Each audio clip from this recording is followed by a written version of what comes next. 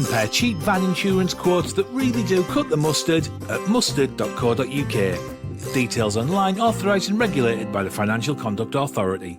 The Clyde One Super Scoreboard Podcast with Lookers Jaguar. The big event is on now with exclusive discounts on approved used Jaguars. It's game day, and this is the home of Scottish football. It's Clyde One Super Scoreboard.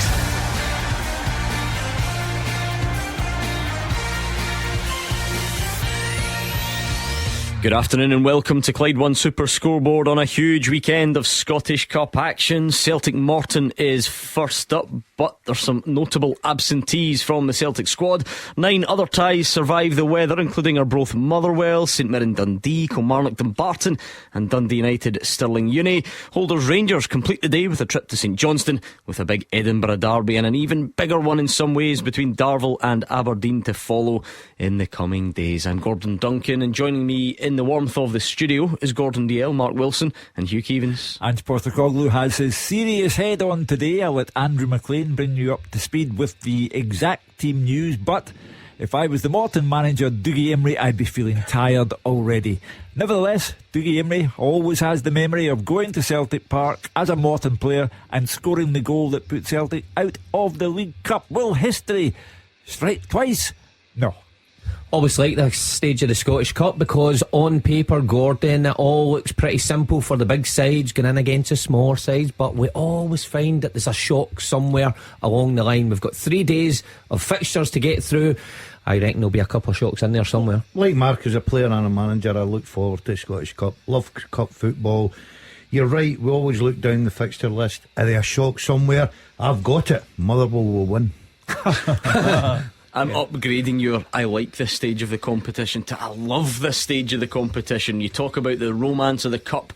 It is everywhere you look. Unfortunately, the weather has wreaked havoc. I'll bring you up to speed with some of them a bit later on, but there's only 10 minutes to kick off. 12:15 the starter for Celtic Morton, and Andrew McLean has some very interesting team news. And now just a quick note from our podcast sponsor Lookers, the new name for Taggarts across Glasgow and the West. We are proud to announce that Lookers is now the new name for Taggarts. Taggarts has been part of the Lookers Motor Group for nearly 20 years, and over time, being part of one of the largest multi-franchise dealer groups in the UK and Ireland, has helped Taggarts to provide a great customer experience, value and choice to their customers across Scotland, and that's something that will never change.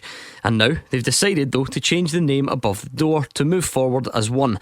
You'll find the same great service and friendly faces you've come to know at their Jaguar, Land Rover and Volvo showrooms, working hard to give the best experience every time. You can now browse and shop online for your next car at lookers.co.uk and choose from thousands of used cars in stock with home delivery available. You can also discover the latest new car offers, book a test drive and book your next service online. Although the name has changed above the door, everything else is staying exactly the same, and you can still expect the same great service and friendly faces when you visit in store. Lookers, the new name for Taggarts across Glasgow and the West. Yeah, well, quite often it's breaking team news as the headline this close to kick-off, but it's breaking transfer news today because Ange Postecoglou, before kick-off, has confirmed that Josip Juranovic has been given permission to speak to German side Union Berlin. He's not in the squad today, and he's travelling to Germany to finalise that move. They actually sold their right back to Borussia Dortmund in this window, so they've moved quickly to replace him, and it looks as if Juranovic has made his last appearance in a Celtic jersey. So, of course, he misses out in this one. So does Cameron Carter-Vickers and Yorgos Giacomakis, who are sidelined for a second game in succession through injury, although I'm sure there'll still be question marks about the Greek striker's future. Still a very strong team for Celtic today as well. It's pretty hard to make a case for Morton. No wins in their last 5. It's a tough task for any Premiership side to come here, never mind a Championship one. As for the team news, out go Juranovic, O'Reilly, Hattati and Jota for Celtic. In come Bernaby, Turnbull, Moy and Maida. So Joe Hart starting in goal for them. The back 4, Alistair Johnson, Carl Starfelt, Yuki Kobayashi and Alexandro Bernaby. The midfield 3, Callum McGregor, David Turnbull and Aaron Moy, with Leila Bada and Dyson Maida either side of Kyogo. The substitutes Bain, Haksabanovic, Jota, Iwata, O'Reilly, Hattati, Forrest, Lawal and Welsh. For the visitors, out goes Ali Roy from that 1-0 loss to Hamilton last time out. Jai Katongo comes in, and there is 2 former Celtic players in the starting lineup as well. Youngster Calvin Miller, who came through the youth system at Celtic, and also Effie Ambrose, who was the man that gave away the penalty here that Dougie Imrie scored the last time Morton put Celtic out the cup. In goals for them, it's Brian Schwalk. The back four: Liam Grimshaw, Jack Baird, Effie Ambrose and Lewis Strapp. The midfield five: Jai Katongo, Cameron Blues, Robbie Crawford, Grant Gillespie and Calvin Miller, with Robbie Muirhead leading the line for them. The substitutes: Green, Pignatiello, O'Connor, Roy, McGrattan, Garrity, King and Lithgow. The referee here is Kevin Clancy, and there is VAR for this game. Only 3 of the Scottish Cup 4th round ties are using VAR, and it will be Craig Napier in the hot seat today. Mark Wilson, what do you make of that Celtic team? Pretty strong. Got to think at this stage of the competition, with the amount of games Celtic have got, I might have thought that Ange Postecoglou might have gave some others who haven't seen regular football a chance today, but it just goes to show you how important he thinks ties like this are, that he needs to keep performance levels up, and he's went with a strong side, and the guys who come in who maybe haven't seen as much action as they would like Turnbull, it's an opportunity to state his case. Yeah, on top of that, if he does get in trouble, which I don't think anybody's expect that's going to happen this afternoon, he just needs to turn and look at the bench. It's full of quality, it's very, very strong. Usually in the Scottish Cup games, and Celtic firm favourites to win this, you've got to say, you would look at maybe 1 or 2 of the younger players, maybe get a chance to go on maybe 15, 20, 30 minutes when the game's comfortable. But he's obviously went with the big hitters, taking this cup very serious indeed. And with no disrespect to those who have been picked today, Hugh, there's equal, perhaps more interest in the fact that Josip Juranovic isn't in the squad, and Ange Postecoglou has this afternoon confirmed he's been given permission, as Andrew McLean says, to speak to Union Berlin, and it looks like he's on his way. Well, this is the Celtic model. Bring in Juranovic for a couple of million, sell him for 10 million. Celtic have become very good at that kind of business practice. Juranovic will be remembered as a very good player for Celtic, a league title winner with Celtic, and someone who capitalised on the fact that he went to the World Cup with Croatia. Celtic have cashed in, and they have already got Alistair Johnston in the building, and so it's another good piece of business. The fans will bid him a fond farewell, but it's good business. Yeah, it's rumbled on a little bit. Mark Wilson, Giakoumakis of course is still not part of the squad, but apparently he was injured according to Ange Postecoglou. On paper, or if the official line is that's still, the reason. It's not necessarily to say, but maybe he will follow in the days to come. But for now, Josip Juranovic seems to be on his way. I always thought he was going to be the first one out the two to go, and particularly because he had a good World Cup, and that always helps things on. I've got to say, I'm a bit surprised at Union Berlin. Now, they're doing fine in the Bundesliga, they're 5th and they're not too far away from the leaders, but when bigger clubs were getting mentioned, I thought he might have went there. Could the price tag have been a bit more? Maybe, when you see how he performed at the World Cup. But £10 million, Hugh's right. If you bring in a player for 2.5 and sell him for £10 million 18 months later, how can you argue really with that business? 400% profit. I mean, anyone will tell you that is good business. And Juranovic, fine player, but we've got Johnson, who's another good player, and I think that fee for Juranovic is just about right. Okay, one to revisit, I'm sure, as the afternoon and the week progresses. He won't be involved today, far from it. In terms of those who are, Hugh Keevins, this would be the one of the 3 domestic trophies that eluded Celtic last season. Ange Postecoglou referenced the semi-final defeat to Rangers and how he wants to put that right, so I'm sure there's a big desire there for this to be the start of a cup run that ends with Celtic lifting that trophy at Hampden. It's become popular for people to say, Celtic and Rangers will see these games today as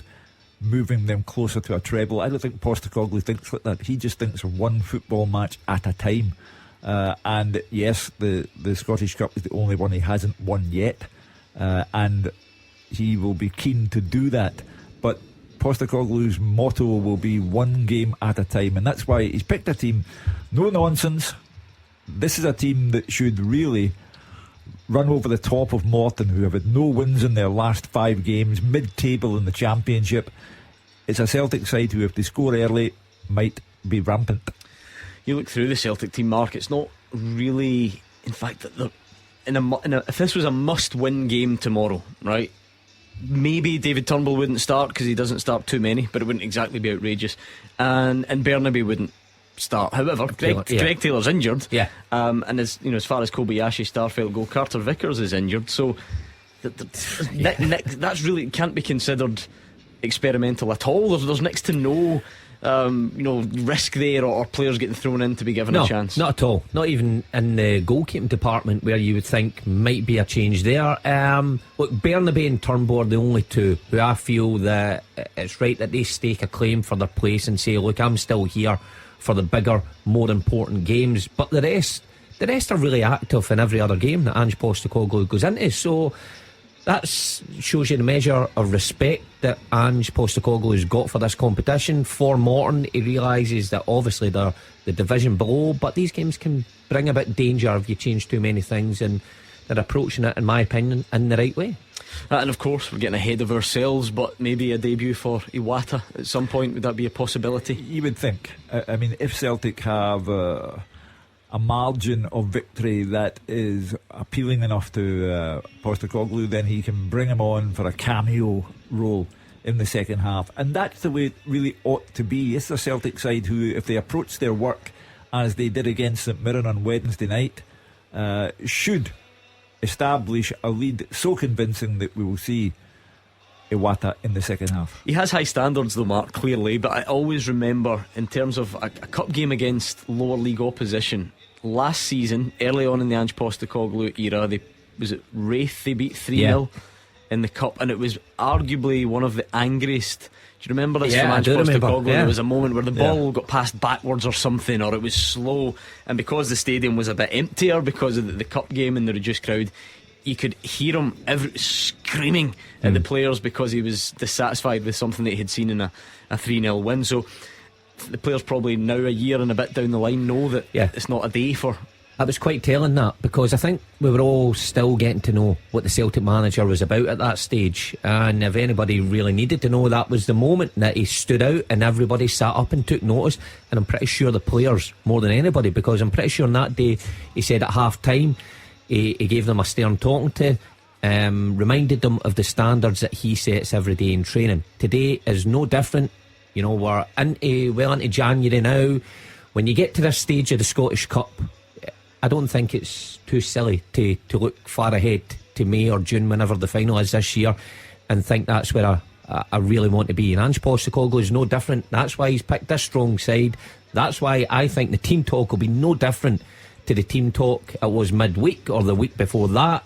His standards will remain the same this afternoon. Home games against lower league opposition at a time when life is expensive and the weather's rubbish, Andrew McLean, can lead to a reduced crowd. How's it looking? Yeah, there certainly is a reduced crowd, as you would expect for a game like this, but still a good turnout. The game's obviously on terrestrial TV as well, which I think sometimes means that crowds will be even further reduced, but there is plenty of Celtic supporters in for this one as the teams make their way out the tunnel, and the ones that have come to see this game are seeing a very, very strong Celtic team, because as you guys mentioned, Ange Postecoglou will be desperate to win this. It was the only domestic trophy that evaded him last season. You know, they also have a free midweek coming up midweek, so maybe not much of a surprise that it is a strong team, but probably stronger than most people would have expected. Shocks do happen.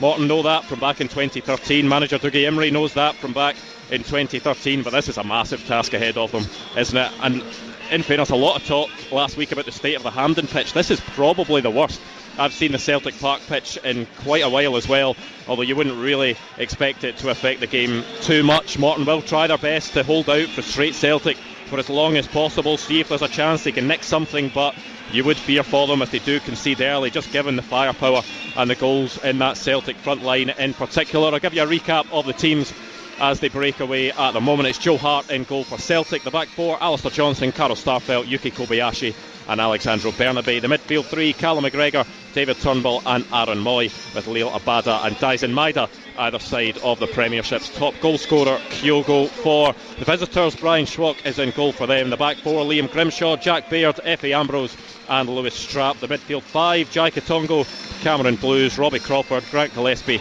and Calvin Miller, and Robbie Muirhead leading the line for them. The referee, who's just making his way to the centre spot, is Kevin Clancy. The VAR for this one is Craig Napier. The Celtic players just breaking out of their huddle, and we are moments away from kick-off at Celtic Park.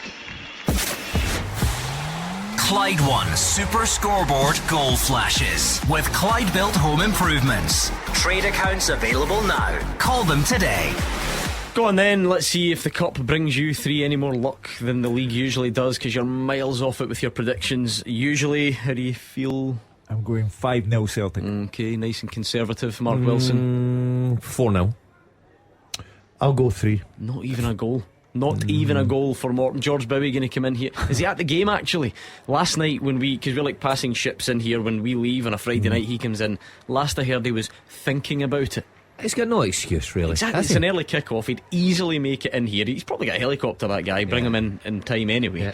But he's not gigging in January. He's taking it slow after a busy He December. doesn't work hard enough then. He wonder if they play does about music 500 gigs a Well, year. he plays music in the dressing room to give them a bit of That's lift. an absolute certainty. I'd be in there shouting, turn that down. Yeah, that's absolutely brilliant. It'll be interesting to see how this game pans out. You would imagine that Postecoglou said to his players, go and get this one very, very quickly. But look, you look at that Morton side. I know they're struggling. I know they're a championship side. Nobody fancies them at all.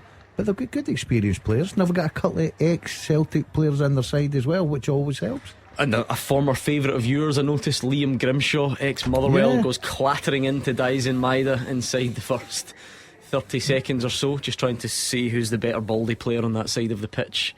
It's try to stamp his authority. The old let them know you're there. That old one. Yeah, I wouldn't rile Maeda though. In the form he's in, he'll be running past him shortly. I've got to admit, as a manager, when you get drawn against the big teams, especially Celtic Park or Rangers at Ibrox, it's a long afternoon. See, if you lose the first goal, you're thinking this could be, and Mark will tell you he stood there at St Johnstone 7. You know, it's really a long day. Andrew McLean is right though. Now that we can see television pictures, the Celtic pitch doesn't look great. And I mean, no Hampden was bad. I don't think even by our weird standards we need to start an argument about what was worse and all this stuff. I think everyone agreed in general that Hampden, if you're going to pick showpiece games, if you're putting them on back to back, it needs to be better. But maybe a bit of understanding that if it's happening to Celtic Park as well, we've not had a look at Ibrox recently, then chances are there's maybe only so much you can do. Yeah, I mean, clubs now try very, very hard to have immaculate football pitches for their players, apart from the two who are still in the dark ages with the AstroTurf at Kilmarnock and Livingston. But they are weather ravaged pitches now, and Celtic Park is no exception. So I must say, I thought Celtic played exceptionally well against St Mirren on Wednesday night, regardless of the pitch. So there's no reason why they can't do the same today. Very difficult to keep the pitch up to the standards that the Celtic and Rangers require, because we've obviously had the Scottish weather, Gordon. It's not been great. There's some games cancelled today because the pitches couldn't hold up. But that won't be an excuse for Celtic. Won't be an excuse for their manager. They'll knock the ball about, they'll move Morton about the pitch, and they'll try and open them up and create chances. What gets me is the groundsman though. See, when you step 1 foot on it with your trainers, or you try and take your family on it after the game, get off the grass, you'll ruin the grass. And you're thinking, well, look at the state. Look at that. That's spoken like a man who knows nothing about maintaining a football surface. Well, groundsmen up and down the country are shouting at their radio right now. Meanwhile, they're driving by you with a big tractor you've got to look on after it, the and they're small telling you details. I used to cut the grass at Somerset when I was a man. I can You're a believe man that. of many I talents. can believe that. Just on your weather reports, just in case it's not made its way to you, and I can't imagine this affects many of our listeners who are setting off, but Cove Rangers against Ayr United is off. Inverness Queen's Park, that was off yesterday. Linlithgow Rose against Wraith Rovers. And if we're talking about romance of the Cup, Hugh Keevins, Elgin City against Drumchapel United is off. We had the Drumchapel co-manager on the phone live from the team bus last night, and they were going up there hoping it was on, and it's off. Well, I got a text from a committee man at Drumchapel United this morning to tell me it was off, and that the word is it'll be played on Tuesday night. Now, the romance of the Cup has turned into the horror story of the Cup for Drumchapel United, because it involves expense, it involves players' day off work, probably involves driving up day of the game. So it's turned into a bit of a nightmare for them. Celtic go close with the left boot of captain Callum McGregor, drills one low and it just goes wide of the post. Probably dragged it slightly, you would say, Mark Wilson. Yeah, he did, got out of his feet well, yeah, and did just drag it wide. But you can quite clearly see the way Celtic are playing. They're not playing any different to what they would any other side. From Real Madrid to Rangers to St Mirren, now to Morton, they play the exact same way. Go on it quick, corner kick, take it short, move it quick. So no difference from Postecoglou's side. Yeah, I mean, Gordon, is it just the same game plan? Although we are, we're not giving Morton any chance. Would they have the same belief that they can do what a Ross County would do, for instance, or go in there and just make life more difficult? Well, of course, that'll be their game plan. They know that. As I said, Gordon, they're not there full of young players. They've got some real experience. Ambrose at the back has played there and won cups with Celtic and won domestic things. They've got one or two good players in the middle of the park. Miller down the left hand side that played with Celtic's first team as well. So they have got good experienced players, but they'll know how difficult this is. And the one thing Dougie Imrie will have said to them is, try and keep yourself in this game as long as you possibly can. And when they get up the pitch, they've got to have an out ball. They've got to try and hold the ball up somewhere. I know it'll be very difficult, but you'd imagine that Celtic will just be pressure after pressure after pressure. Won the first corner there, Morton though. Miller did well down the left hand side. Those are the opportunities you need to make the most of. Swung into the front post area. It was an easy header. I did like Alistair Johnson's piece in the paper today when he kind of summed up, saying that he'd been in the shoes of what Morton players must feel like on the international scene when he's such a big underdog with Canada, and how they prepared for playing some of the world's best teams. So you need everybody to be on their game just to stay in a game at Celtic Park against this side. The header from the corner was from Kyogo, back doing his defensive work, so he doesn't slack. I'll tell you what, Morton, Not a bad spell this, is it? they're starting to Celtic are penned in. Yeah. Celtic have just got everybody behind the ball defending. Can't believe it, parking the bus at home to Morton, unbelievable. Effie Ambrose, it was an ambitious kind of left-footed volley on the angle, was eventually blocked. Did you overlap with him at Celtic? No, I didn't. No, I missed. Unfortunately, I missed him. He Great was goal entertaining. celebration. He was entertaining. He wouldn't do the backflip if he scored today, would he? Yeah, Out of course he respect. would. Of course he would. Surely he's not still doing the backflip, is he? Oh, absolutely, yeah. Is he? Yeah, I'd do a double. What age is he? 30. Doesn't matter. You can do 32, backflip at 33. any age. I'd be That's doing got a to take double. it- actually. 34. That's got to take its toll. That's got to be wrapped at 30. Hold on, I'm confused at this because by the way, there's Yeah, a chance yeah. for What's going Morton. on They're here? into the box, it's cut back, and it's a team effort into the hands of Joe Hart. But the best chance of the opening 7 minutes has gone the way I think of the visitors. The sweary word that Ange used against Wraith Rovers will be coming back out shortly. Strap should do better there. I think they worked that well there. It's on his left foot, and he doesn't connect with it. And luckily for Celtic, right into Joe Hart's hands. Yep.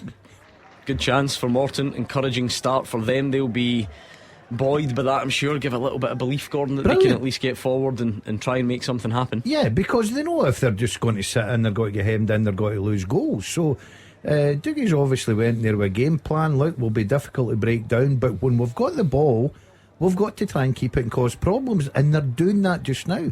You've got to give them a bit of credit. Here's another By the great way, run down the right hand side. Callum McGregor made the initial error, can't recover, and it might be a free kick over at the edge of the box, but the referee says no. I think it was Bernaby who went into the challenge. A great run down the right hand side. Katongo does unbelievable there, just to poke it away from McGregor. It's his second touch that allows Kobayashi to come across, and then he goes in pretty easily. But it's goes to show you openings for Morton. They've got players. That's touched in the early doors. They've got experienced players, not just this team of young boys come to Celtic Park. These guys have been round the block a few times. Just seen it back. That's don't know. that's a free kick in my It book. was Kobayashi who came Yeah, across. Kobayashi, Right yeah. on the edge of the box. I mean, he doesn't touch the ball, does he? Katongo seems to kind of nick it It's a beyond free him. kick. It's got to be a free kick, yeah, actually. yeah, I'd be It's a bit claiming for harsh that. first time round. Yes, it's a free kick, no doubt in that. But great spell for Morton. Look, they obviously got a bit of encouragement with, forcing the first corner. Great chance for him, the fullback. I'm totally in agreement with Mark. I think when you get into that position, especially Celtic Park, I think you've got to do better. Is it nosebleed territory, knowing you're at Celtic Park, knowing it's a big Scottish Cup day? David Turnbull, I think, loses out on that occasion. And again, Morton come forward. A really good spell this for the Championship side. Well, we went on and on about Ange Postecoglou having picked a very strong team, and they're, to use a word they use in Greenock, footering about. Morton go for a big crossfield switch. Alistair Johnson reads it, but genuinely Celtic can't really get out properly at the moment. This is very, very unexpected start to the game. Where they're trying to get a bit of successes down the flanks, Morton. You know what I mean? They're keeping their two wide guys right on the touchline, try to get into the fullbacks, trying to get 1v1s, and so far you've got to say it's a good tactic and it's working for them. Yeah, Strap I think's just going to go for the long. Going to launch it if he can. He can throw it further than I could kick it in my day. Wait till you see this for a throw. This is going to end up in Sucky Hall Street. Yeah, that's not bad at all. That is not bad at all. I mean, that's landed on Starfelt's head 3 yards from Joe Hart. That's huge. And by the way, see if you're Dougie Emery, you're saying to Effie Ambrose or one of your bigger players, why are you not on top of that? Here it comes again. Well, we saw St Mirren do it the other night, didn't we? I can't believe some of his teammates are even asking for a shot. Just get it in there. But they've got someone in there now on Starfelt where it landed before. It's going to go right back in the same spot as well. So tough to defend, isn't it, Mark? They always, is it because of the different trajectory of the that ball it comes in? Yeah, quite difficult if you play a flat one in there. It allows people to get in front of you and run across the face. Corner Morton now. Alistair Johnson wins the header but took a sore one on landing, and it is going to be a corner. Just came off his back. It is a sore one. Were you a long throw specialist, Mark? I was a jack of all trades. I had a kind of a sort of a middle of the road. Edge of the box. Edge of the box, kind of. Aye. Everybody. I don't think I ever took a throw in my full career. Why would you? You're a striker. I know, but even like over to take one quickly and try. No. Seriously? No, I don't think I ever. No. The ball was always a bit dirty. Celtic scramble it clear from the 6 yard box after that Morton corner. This has been a brilliant start by the Championship side. Here comes Celtic though, crossing the halfway line, and this is where they'll have to be alert, to say the least, because Maeda takes it edge of the box, flashes it behind, and now a corner to... No, it's not actually, is it? Did he just miskick it? By kick. Goal kick to Morton. Well, that was a chance again for Morton. It's the first ball that comes in that Celtic don't defend too well. So Morton head, was it maybe Jack Bear? It gets on at first, drops in the 6 yard line. Now if Morton's got somebody there just to swivel in front of Hart and put that in, Celtic are one behind obviously, but he doesn't look too happy, the Celtic manager. No. He's not shown a lot of emotion, but he's certainly not happy with the start. Well, it's but credit to Morton, Hugh. Yeah, 12 minutes in and Morton have been the better team by far. I don't know whether subconsciously players get it in their head, teams from a lower division, a team who haven't won any of the last 5 games will cruise this, but they're not. That's a nice pass from David Turnbull out to the right hand side. Now Abada cutting in. He's having another very productive season in front of goal. That one's blocked. He just tried to prod it through a ruck of bodies, and it is kept alive. Effie Ambrose will hack it clear. Took no chances there. Effie Ambrose. Abada does well there to force something. He was 1-on-1 with Strap. I thought Strap actually done well to show him inside, but he needs one of his defenders or midfielders to come across and help him. Just on Liel Abada, just as he was driving forward there, Mark, does he go under the radar a little bit? I noticed midweek that's him already up to double figures for goals this season. That's 10. He's not always a starter. You know, Celtic do rotate that. He's young, he's clearly a bit raw and has his ups and downs, but just productivity, just numbers that people talk about. Hugely impressive, and I'll keep saying it. Maeda gets the nod over him time and time again. I get Maeda's had a good World Cup and he's been good when he's came back, but if it was up to me, I would play Abada more often than not. I've said that so many times because he does drift out of games, no doubt about it. Would you pick him before Maeda? Yes, I would. Even still now though? I'll back that. Yeah, I think you get more from Abada in terms of end product, goals, assists. I think you get more. Now, I just said that Maeda's had a good spell just now. They're both playing today. He scores in big games, yeah, as well. Yeah, He's always there for you. It's a byproduct of having so many players to choose from that Abada can't be sure of a start, but he does start today. He does start with Maeda, and now VAR's investigating something. Yeah, Kevin Clancy's doing the universal VAR symbol. He's got his finger in his ear just to let everyone know. I'm not entirely sure what for at this stage, I must admit. And as Andrew McLean pointed out, remember, only 3 ties today using VAR, and this is one of the 3, because obviously you can only do it at the Premiership grounds at the moment, and a couple of them have chosen not to pick up the extra costs. I don't think that's right. Yeah, I think agree in with the competition it should be VAR or no VAR. And because everyone's now got VAR, then it can't be allowed to go on. How can we play a tie at one end that something can happen, but today at Celtic Park it's different? Would this be, I mean, when you've got such a range though, so you want it switched off just everywhere? I think that's a fair thing. It's the same competition. Oh, tell you what, it's come back to that Abada shot a few moments ago. Effie Ambrose And it's a long time. It's to see if it's going to be a handball against Effie Ambrose. That's what the referee is checking. That would be ironic. Effie Ambrose handballs in to allow Morton to win. Well, you wanted VAR off, so Celtic wouldn't get this penalty in a normal day. Yeah. I agree with Mark. I think you have an uneven playing field, because some teams will have the benefit of VAR and others will not. So it's an uneven competition. The only thing you would say about this, comes off someone. it comes off his teammate right next to him, and his hand. Hands out. But it comes off his teammate next to him. His hand is out away from his body. It comes off his teammate. I don't think so. Right, again, here's the saying we hear all the time. I don't know the rules. If that comes off his teammate and off his hand, it's meant to cut. Oh, he's gone over to the monitor, Kevin Clancy. So chances are Celtic get this. It's meant to be. There is a guideline there about, if it's come off a teammate very close, you've got to kind of take that into consideration. But what people always do is, if you go back to some previous ones, they don't always remember. Was it Connor Goldson in Europe? Yeah. Did it not fly up off James Sands right in front of him? That got given.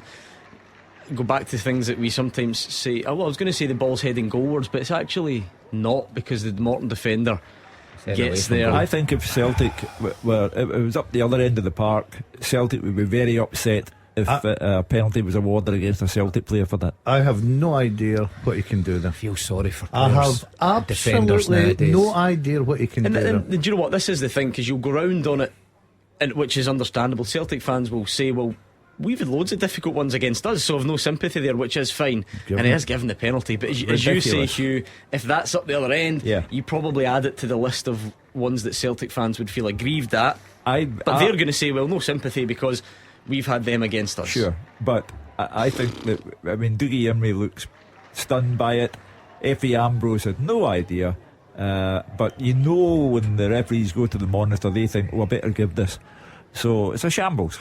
Yeah, I totally agree, Hugh. I think we're getting to the ridiculous stage of the only thing, not that it makes it any, but they took their time. There was clearly a lengthy VAR check, at which point the VAR said to Kevin Clancy, you might want to come and have a look. Bad shot seemed an age ago. Anyway, here comes Aaron Moy from the penalty spot.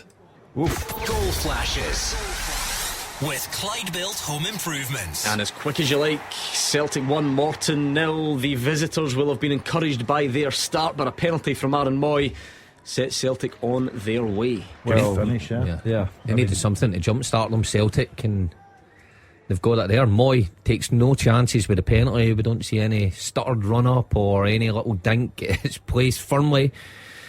The goalie's left hand side. I agree with you, Gordon, that there will be Celtic fans who say, well, we've had our share of bad calls, but I think there'll be plenty of Celtic supporters who would say it's ridiculous. It just depends what way you're looking at it. In terms of, Ange Postecoglou, remember, he said, these things are supposed to start evening themselves out, and they never will. There's no chance that could happen now. I'm not in the business of counting them up, because they're all subjective anyway. So people present as fact, that was against us, this one was for us, as if there's no grey area. There might be people out there who think that's a nailed on penalty. I think what Mark's saying, from a professional's perspective, there is a whole lot of sympathy for Effie Ambrose on that occasion. Yeah, it has to be. It's gone too far now. The handball business has gone too far. But the bottom line is, it was awarded. Celtic have scored, and it's a setback for a Morton team who shamed many bigger clubs than them who go to Celtic Park and have make no attempt to play. And they took the game to Celtic, and now they've gone behind. Funny how football does this to you, though. Remember the famous night, the Dougie Imrie penalty that knocked Celtic out of the League Cup? Yeah. Do you remember why the penalty was given? I just said that 5 minutes ago. I'm just double checking that you're still on the ball. I said how ironic that Effie Ambrose handballs That's like the ball. something he would do, not listening to you. He wasn't listening. I was obviously getting ready with my You goal were, flash you were, button. Gordon. I went you away with it. To be fair, I didn't hear him say it either. I've got to. Maybe I didn't both say it. flashed up. Maybe Yeah. I Maybe said it in my head. Did they say it, Hugh Keevins? I think Yes, he did. I would say it. You know what? I wonder.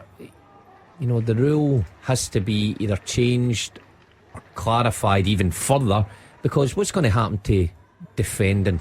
Going forward in the game, how you approach things in the box now. You have to run about with your hands at your side and alter your full game that you've been taught since you were a kid growing up. I mean, something has to be done about the rule, and so we're all of a better understanding. I know they keep coming out and saying, well, this is why, and it's because this or because it's boxed. It's got to a stage now, it's ridiculous. Especially when because and Celtic are in again here. It's Kyogo, and we've got another Goal flashes with Clyde Built Home Improvements. Celtic are up and running now. They are motoring. 20 minutes gone, and Celtic double their advantage. And it's that man Kyogo. What a razor sharp season he's having in front of goal. Collects the through ball, keeps his composure, and finishes low into the back of the net to make it Celtic 2, Morton 0. Shabby goal for Morton to lose, because they've given the ball away, and you really can't give it away in that kind of area at Celtic Park. It's Effie Ambrose again. Effie's having a nightmare. Celtic fans have seen that plenty of times at Celtic Park, but you've got to say the through ball, pretty simple, but Kyogo's little finish, lovely again. He's It's just a nice an clever instinctive pass striker. from Abada. I was just about to say that, Hugh. Yeah. It Think was so? a great weighted pass. Yeah. Guy has No, ability. that's a First good time. easy. Yeah, That's I like it. easy. No, but Good that- weighted pass. But now. that's earlier on, Gordon had pointed out that he seems to fly under the radar, Lila Bada, and that's what he is capable of doing. It's just a nice, carefully weighted pass, and Morton Brilliant back on. run again from Katongo. He's having a really good game. yeah. Flashes it Busting. across. It's a strap again. If not for a heavy touch, Morton have scored at the back post. That was a golden chance, but the touch was so heavy. I think Alistair Johnston was it nipped in, Yeah. and Strap ends up wiping him out because the touch was so heavy. Great wing play. Absolutely brilliant wing play. Katongo's got Burnaby, doesn't he? He's left him for dead there. That's a terrific ball in. It was very, very difficult to control that. I'm going to give the Yeah, full bit of back credit. a bit of credit there. It's a fired It across. comes at kind of waist height, doesn't it? Yeah. He's unlucky, but great signs for Morton. Good response, especially after the disappointment of losing 2 quick goals. But Burnaby must be thinking, last week I had Armstrong running at me for the first half and I had a hard time. This week, nice easy game against Morton, feel my way in, and Katongo's took him to the cleaners a couple of times. Needs to defend much better than that. It'll be alright next week when Greg Oh, and there's Taylor's another VAR check penalty. for something But I think the VAR check for a penalty.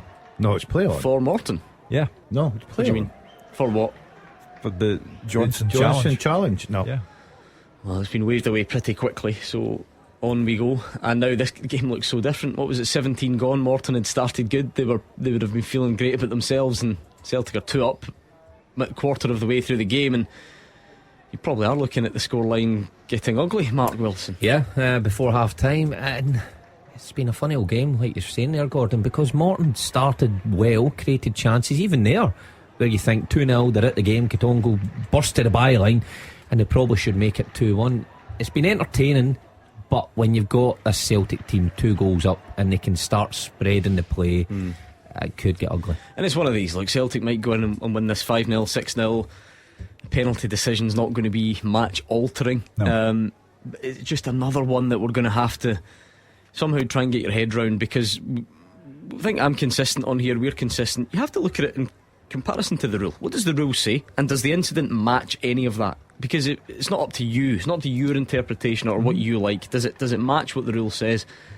And that one, much like, in case Celtic fans think we're cherry picking this one because it went in their favour, much like the Matt O'Reilly one against Ross County, can someone tell us, Mark, how that one is a penalty? How is that? Because Ambrose's hand is actually quite low. You can say it's out from his body a bit, but it's low, it's not up, right? Yes, His hand is low. It is then cleared by a teammate onto his hand, and I don't think the ball's even heading towards the goal. No. So why is that one a penalty? Well, you've got to come to the conclusion then that anything that hits your hand in the box is a penalty. Except then. we know that's not true, And though. we know it's not true. So you're right. Then it comes down to the referee. Is he under that impression? At the minute, is Kevin Clancy under impression anything that hits the hand is a penalty? Because that shows it is. Because, and funnily enough, because he's on the same pitch, I remember the Burnaby one where we all stood here at the time and said, like, that's ridiculous. You know, how can you give that? And I never necessarily came away from that mindset, but when someone in the refereeing department explained that they are a bit more strict when the ball's heading towards goal and the hand prevents the ball going towards goal, you can at least begin to try and understand it. You don't have to agree with it, but you can at least try to understand. Whereas the O'Reilly one against Ross County as an example, and then this one today, I'd like to know what the thought process is. You and 5 million others. It is so baffling, and I don't think we're ever going to get to the bottom of it this season. I don't know if we'll ever get to the bottom of it. But you just like some explanation. This is where we keep coming back. Well, I keep coming back to the referees being able to explain their reasoning, and then we can maybe analyse that and say, well, okay, that's why he's given it. We've got a fair understanding. We are just as much in the dark as anybody. Dougie Emery would have saw it. He's shaking his head. He's probably thinking, what's going on here? Well, what he's thinking is, this is not football as I know it. This is not football as I played it.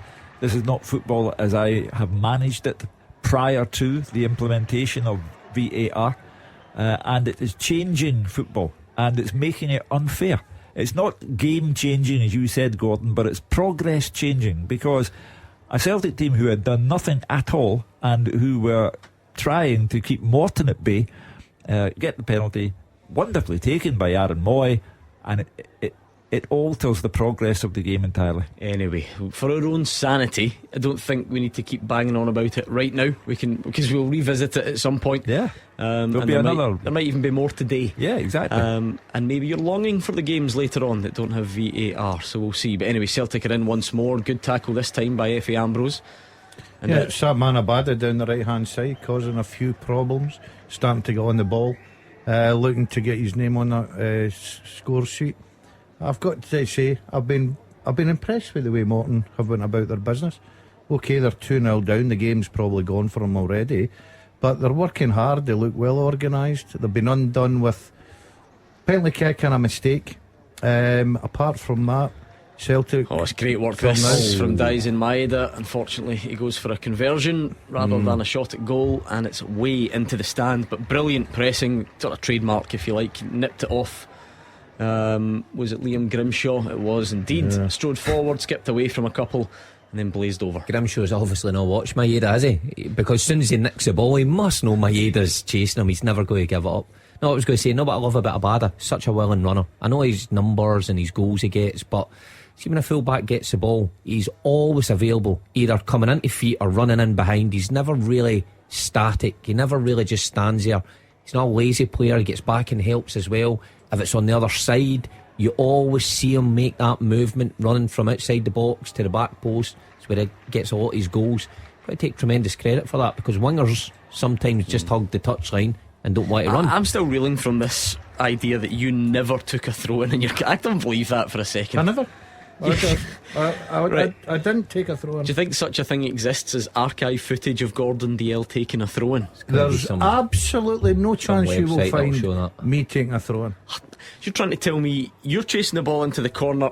Oh, in fact, you're right. That doesn't sound likely. I didn't go to I'll stop it right there. Gordon Dalziel believed in the old-fashioned ways.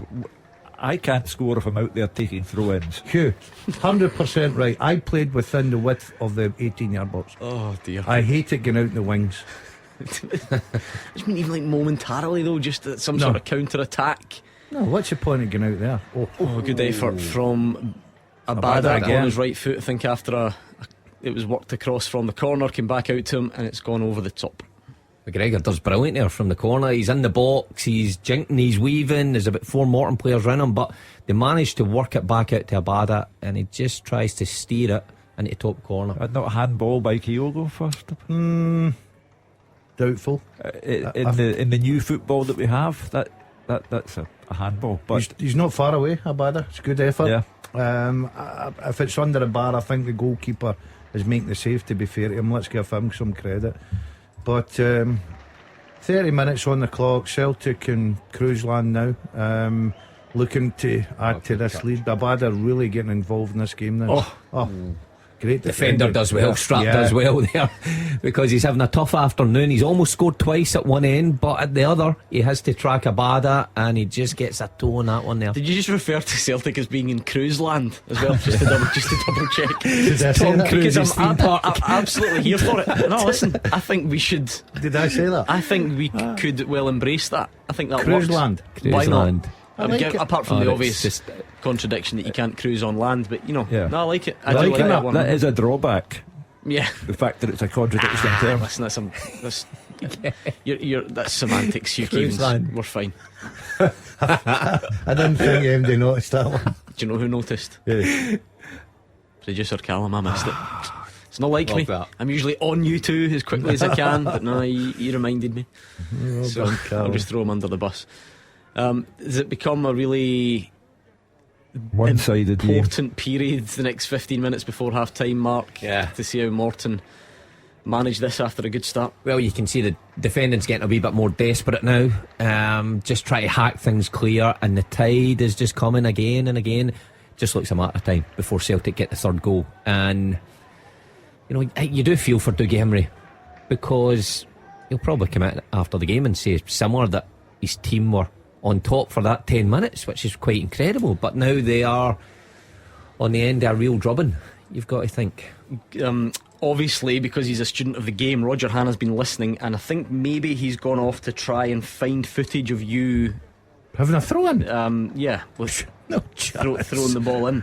Absolutely However, no he chance. hasn't managed, but all he's found so far is a Wraith Rovers Gordon DL mug for sale in India for 1,246 rupees. How much is that? That I don't know. Producer Callum can do It's a lot of candy. a quick That's a conversion. lot of buy that in candy. India. £12.42 apparently. Well, so you big- just do the Is that right? £12.40? They'll be queuing up. Tell the person in India I'll sign it for them. someone in India paying £12 for a Gordon DL Hey, Wraith How's Rovers that made mug. its way to India? I'm famous, mate. I'm all over the globe. Everybody The knows Indian Wraith Rovers supporters club. They're a rowdy bunch I out there. get Player of the Year there. The guy who's got it will be in cruise land. Right, you shut it. It's becoming a bit of a sort of attack v defence exercise for Celtic.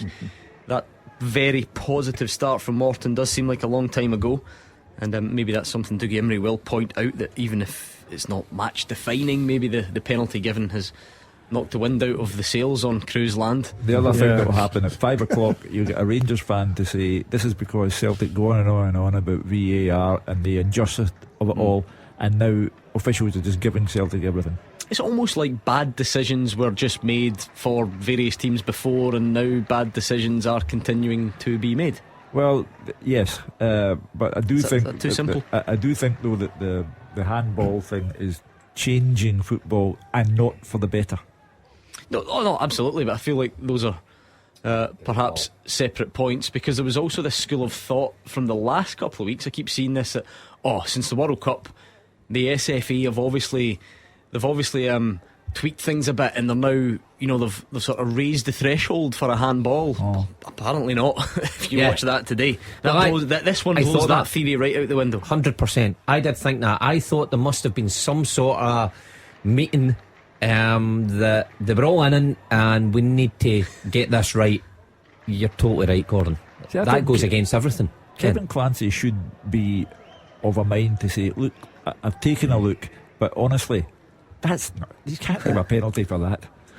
But again, the VAR is, sat and looked at it multiple times, multiple angles, and agrees. Not only agrees, but sparks off the fact that Kevin Clancy goes to the monitor. What if though Kevin Clancy looks at the monitor and thinks, of course. I know you've sent me here, but that's not a penalty. Yeah, you see it now and then, just not very often.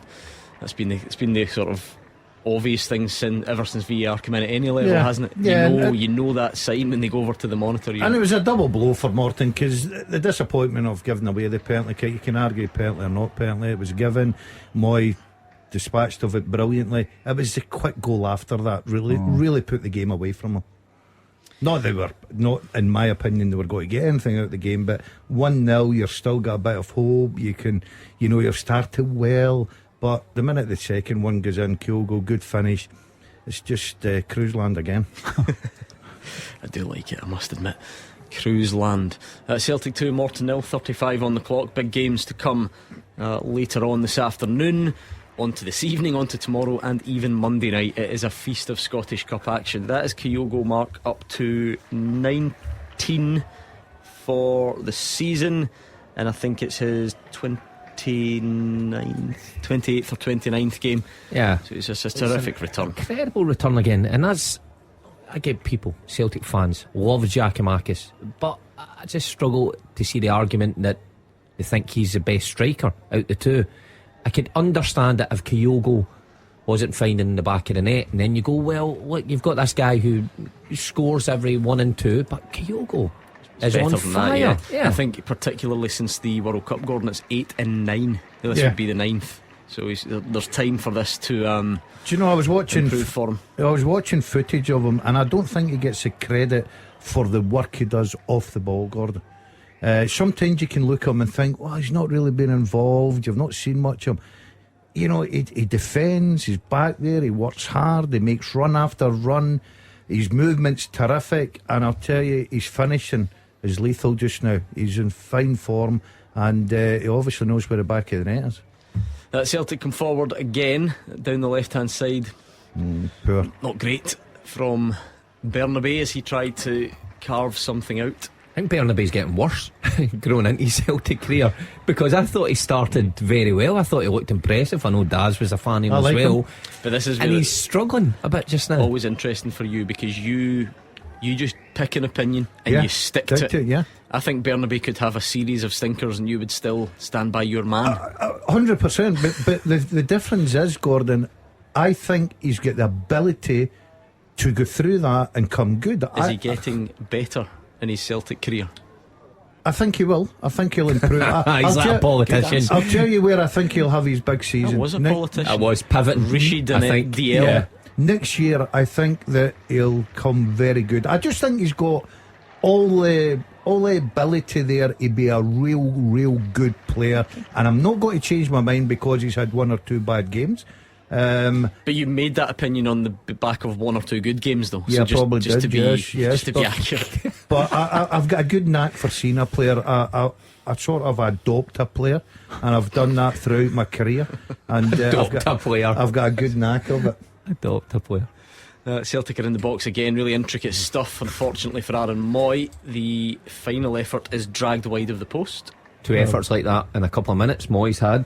He's turned into such an important player for Celtic now. Even the fact that he's the penalty taker, at Easter Road a couple of weeks back today, and you look at the talent that's on the pitch for Celtic, and he's taking precedent over them. It was nice from him and Turnbull. Moy flicked it round the corner, Turnbull with a little delicate volley back to Aaron Moy, but then the volleyed effort flies wide of the post. I think that's a perfect example. What I'm talking about with Bernabe was Moy, because when Moy came in, he was well below the sharpness. Everybody thought, oh, hold on a minute, is this a good sign? He's been terrific for Celtic. The World Cup's obviously helped him get that match fitness, but he's got all the ability in the world. David Turnbull's taken a knock on the face. I don't know, is he getting told to go and... I thought it was one of the old blood issues where you have to go and change your shirt, but no, it can't be that. So on he goes. I think Turnbull's had a difficult 38 minutes, let's put it that way. Ball run under his feet, he's gave it away a couple of times, gives a foul away there needlessly. He's had a tough start, and he was one of the players that I thought, you're in today, show that you're capable a Bina mainstay in the side. We were chatting about him the other day. The amount of goals he scored right enough in 100 and is it over 100 appearances now? Is it around about 25 goals or something like that? That's impressive going for a midfielder who's been out injured, who's not a regular starter. He always contributes, but today not been his best 30, 38, 39 minutes. It's an odd game altogether because Celtic are 2 up but not playing particularly well. That's what I was going to say. I'm not sure how many. Abada is having a good game for sure. Abada, Moyes involved, but not too many, you would say. It's not the usual pace as McGregor flies one over a bar. It's not the usual pace that you're used to with Celtic playing. You know, the passing, the movement. But I think a bit of credit, and we normally just bypass is the underdogs. I think Morton are well drilled, well organised, and they're making it difficult. You're looking at Celtic having to take shots for 20-25 yards. So I think a wee bit credit goes to the ton. The Ton. The ton. Yeah. Well, Is that who you scored your overhead kick against? Yeah, absolutely. The Ton. Yeah. I broke the record for Raith Rovers against them. What record? The all-time leading goal scorer ever. It'll be a hard And record to nobody- beat. I thought honestly he was going to say, I thought it was a self-deprecating joke about when you said I broke. I thought you were going to say the turf when you landed from the No, 6 yard, the no. overhead kick. No, nobody will ever break it. I'll go with me to I my believe grave. that. Nobody will. Is nobody ever close to you? No chance. Because nobody stays at Wraith Rovers long No, enough. I know. You'd need to multiply their goals by 20 to even get near me. One season. How does he manage to do this every week, Hugh? Like, I get that it would maybe come up from time to time, but I mean every week, multiple times a week. yeah. What about me? Yes. Very much. it's not my fault that I'm famous all over the world doing my, you know what I mean? A man who lives in his own world. Yeah. It wasn't me who brought it up. It was a sniper's dream, wasn't it, Roger? When did Roger bring it up? It was him who brought the my cup up. Oh, about 20 minutes ago. Maeda's into the box and it's into the hands of the Morton goalkeeper. Good footwork from Dalziel and Maeda.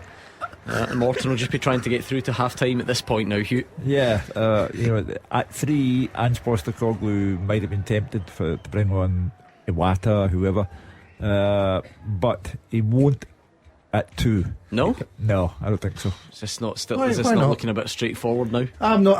I'll go out on a limb here and say that there'll be 1 or 2 subs made at half time. Half time. I think so. Yeah, I would. I would know if it's his style, is it? No, but he's got the luxury. This game's in the bag, so he's got the luxury to give someone. You don't want to be sitting on that bench and getting 15 minutes. You're looking to get a good part of the game, and I think his game plan is turned. what a goal there that you are. is. Yeah, There he's we having are. a bad game. That will be that. Celtic 3, Morton 0. Mark Wilson clueless identifying footballers' performances. David Turnbull, whose highlights reel as a Celtic player is quite special already. He loves a spectacular finish, and he's done it again. Celtic 3, Morton 0, 42 on the clock. How many times does he score goals like that? Makes it look so easy. It's unbelievable from distance. He's so accurate. I tell you what, that is absolutely brilliant. Just casting, isn't it? Yeah, you will not realise how hard a finish that is, and he's made that look so simple. Gives the goalkeeper absolutely no chance. Side foot, goalkeeper fully stretched. You ain't getting there. Back of the net. It's a nice little bounce just before the keeper, Hugh, that when I first saw it I wondered, can the goalie do better? But that little bounce just in front takes it away, doesn't it? He's got terrific vision into the bargain. Bull, as Postecoglou calls him. He scored with a powerful shot against St Mirren, the 4th of Celtic's goals on Wednesday. But that's really pretty. It's a lovely pass into the net. So 2 goals in 4 days, you'll be happy. How are the predictions looking? Remind me. Yeah, 5-0 for me. I'm up 3. 4. I only went 3 because they went 5-4. I was actually going to go 5. Could have gone 6. I didn't fancy 6. Well, it's going I to don't be fancy 3, a but long old afternoon now for Morton, if it wasn't already. 3-0 down, 43 on the clock. Crazy thing is, for the first 15 minutes or so, they probably started better than anyone would have imagined. But that's what the Celtic team do, and they could be in again, but it's just taken a nick on its way. It was that. Just think about this. With it being radio, this is easy for me to describe. You know that one where the pass goes inside the fullback and Abada gets on the end of it and flashes it across the face? That's exactly what happened. Brilliant pass. I think that's from the Aaron trouble. Moy. The pass was not 100% right for them. But anyway, I mean, just as well, 4-0 at half time. That's what it was mean about Abada. That pass can't happen unless Abada makes that first movement. You know, Moyes had a real glance at him. Abada's already on his way. He knows he's got the pace and strap, and he's in behind him. And even for that third goal, Abada's contribution again. You know, he manages to isolate Effie Ambrose, and Effie Ambrose does okay to show him inside, but he picks the pass into Kyogo, run about the penalty spot, who lays in Turnbull. He's had a terrific first half. Abada as a wide man. Aye. Yeah, he looks sharp. Standout. He looks really, really sharp. Alistair Johnson gets involved down that right hand side as well. Maybe been a bit quieter actually going forward. And there is Abada again. He's just trying to get the ball to sit down for him, and he lashes it off the goalkeeper's gloves and over the bar for a corner. Oh, it's now shooty in. The bright start from Morton seems like a long time ago now. And at 3, Postecoglou may be tempted now to introduce some people. It's a decent save, smart save. It was at the Morton goalkeeper, don't get me wrong, but yeah, expect your goalkeeper to save that. Had to react, and Morton now desperate for that half-time whistle to go. I'm sure that is a chipped ball from David Turnbull that's cut out just as it was about to reach its destination. They're camped in now, Morton. They can't get off the pitch at all. The life's been sucked out of them. They're 3-0 down. It could be a long second 45 plus. To give them credit though, they're no different from many Premiership teams that come along and do the same. Doesn't look that much different, does Start it? okay, soon Celtic score, the tide just overwhelms them and teams can't get out. Morton's exact same. Yeah, Lila Bada dancing one way and the other, but Morton not helping themselves, and Celtic do have a fourth. Goal flashes with Clyde Built Home Improvements.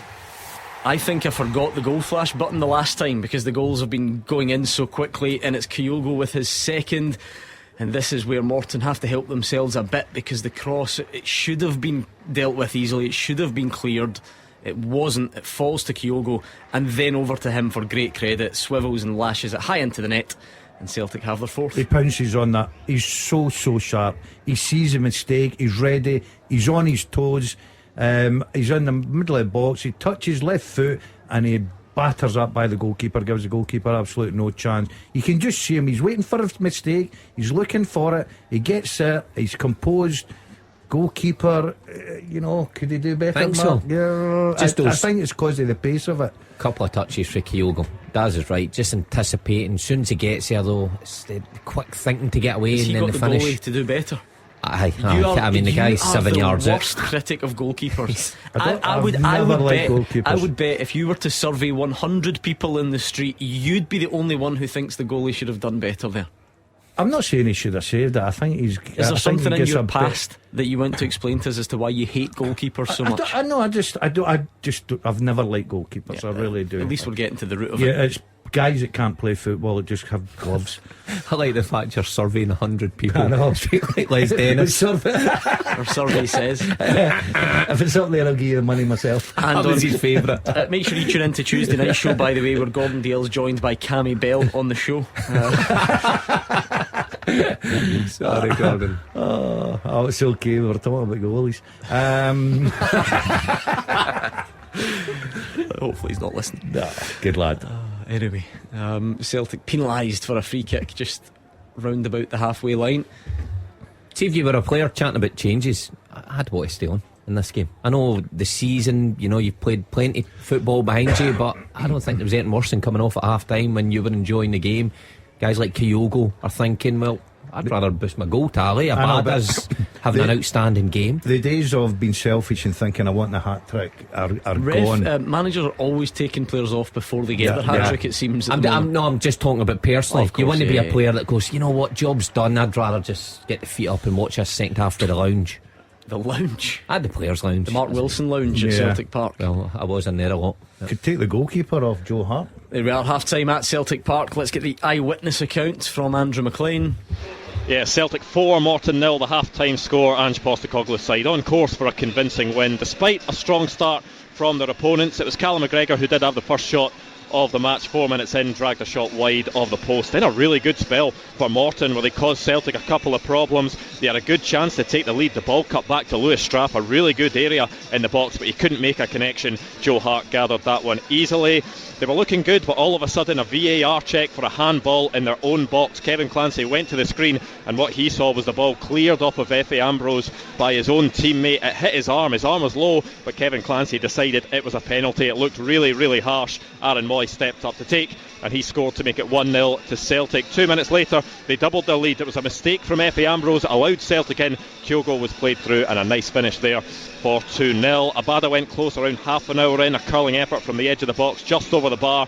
Morton forced back defending really from then on. David Turnbull made it 3. A really nice finish, this one, outside the box, just guiding it into the bottom corner from distance to extend their lead. And then it was 4 before the break. Grant Gillespie getting his feet in a real mess inside the box. He couldn't get the ball under control or get it cleared. Kyogo then latched onto it, fired past the goalkeeper, and it could be a cricket score really here in the second half at Celtic Park. The half-time score though is Celtic 4, Morton 0. Hugh Keevins, it's 4-0. It is dominant by Celtic. Yes, a bit of controversy around the penalty, but it's kind of maybe what you would expect on paper. Yeah, well, that's why I suggested 5-0 prior to kick-off. I think it would possibly enliven the game if Ange Postecoglou were to make a triple substitution at half-time, because players subconsciously, you watched it with Hearts and Aberdeen midweek, 4-0 half-time, and only one more goal. Having said that, the last time Celtic were 4 up at half-time, they won 9-0. I won't say who they are playing on that day, because you have to be aware of people's sensibilities, but they beat Dundee United 9-0. I think Ange Postecoglou needs to change it to keep it lively rather than leave the same 11 on and run the risk of it petering out. Maybe Dougie Imrie will be of a mind, Mark, to point to an extremely harsh, like by everyone's estimation, an extremely harsh penalty given to Celtic as the moment that set Celtic on their way after a ropey start.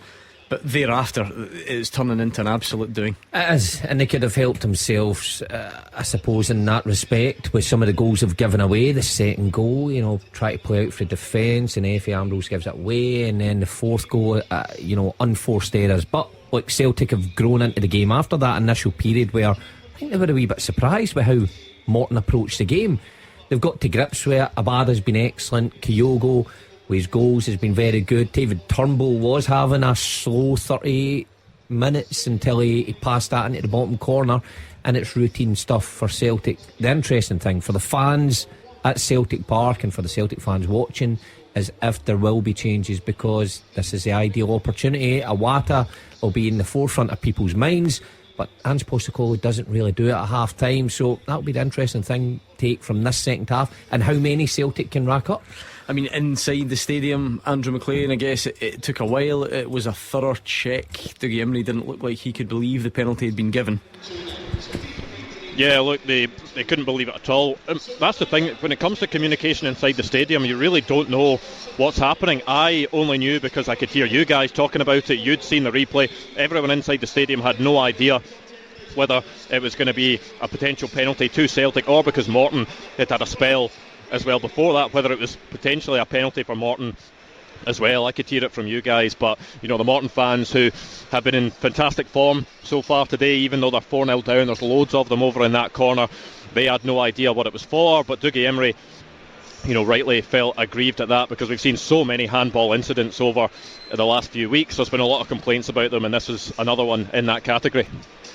However, Gordon, no matter the opponent, Kyogo has got another double, is up to 20 for the season. Just how impressed have you been with him? He's brilliant. He's absolutely brilliant. He's a manager's dream. There's no doubt. He does his work off the ball. He works for a team. He'll do his running. But you just watch him in today's game. He's waiting to pounce in every mistake.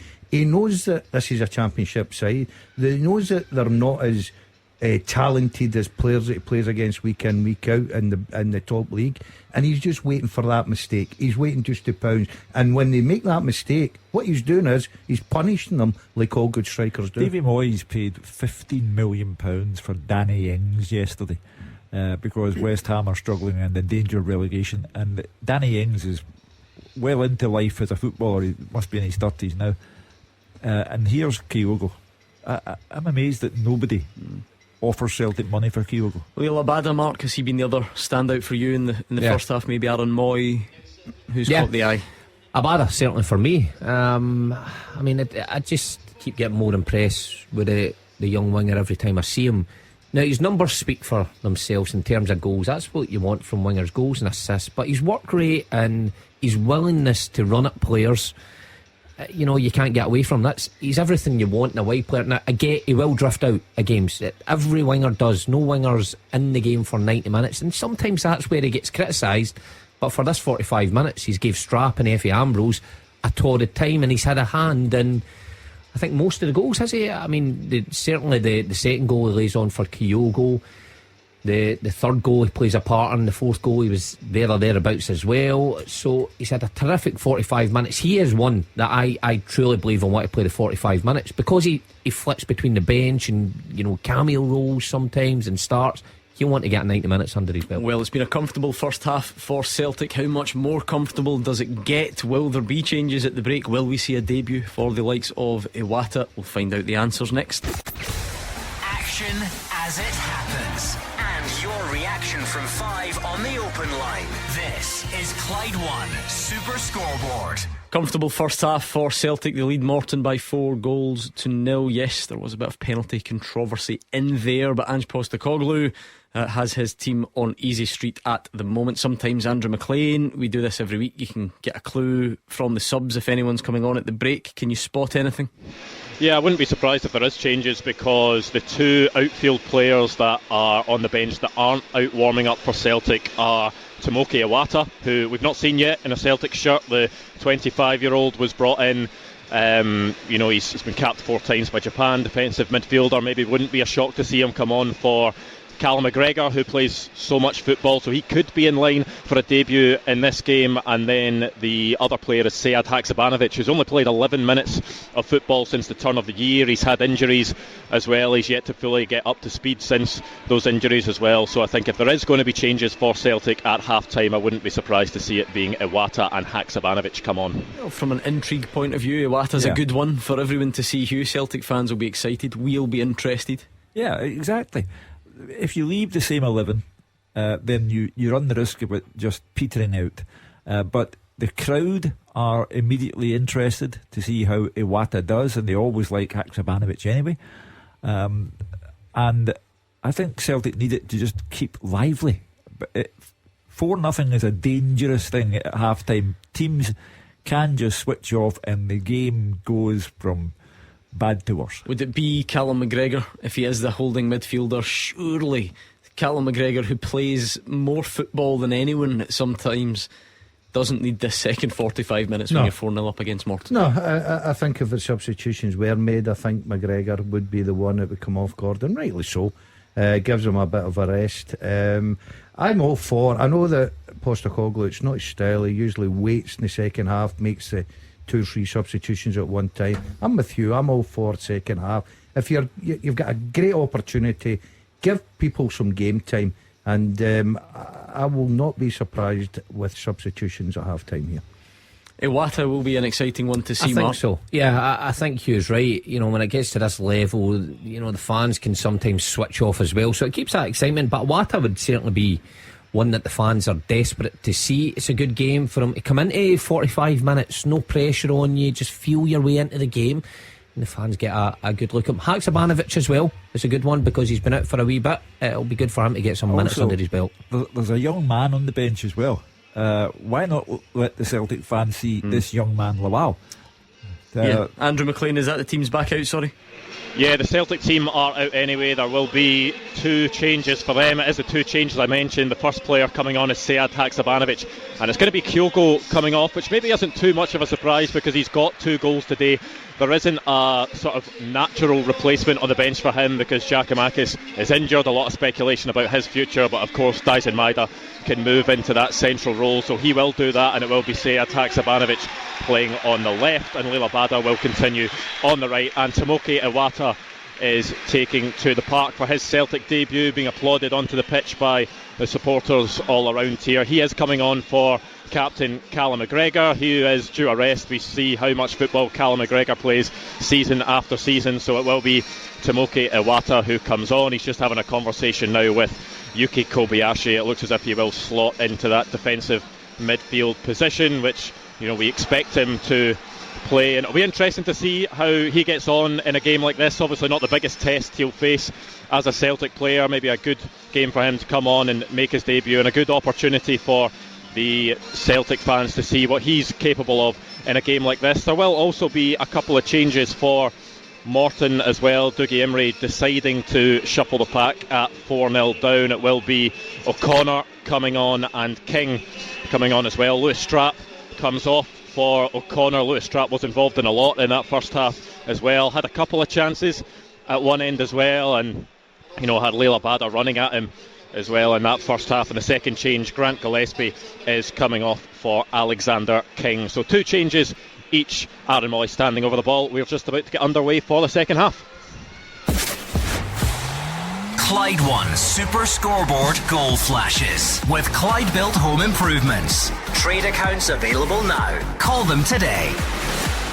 The far-flung nature of Celtic's recruitment policy is in full action, Hugh. 4 of their Japanese players on the pitch at one time at the moment, maybe even a 5th if Reo Hitati can get an introduction at some point in the second half. So it'll be interesting to see how the latest of that production line does. Yeah, of all the players that Ange Postecoglou has brought in, the Japanese boys, with the exception of Ideguchi, who simply got off to a bad start and never recovered, Hatati, Kyogo, Maeda have been fantastic for Celtic.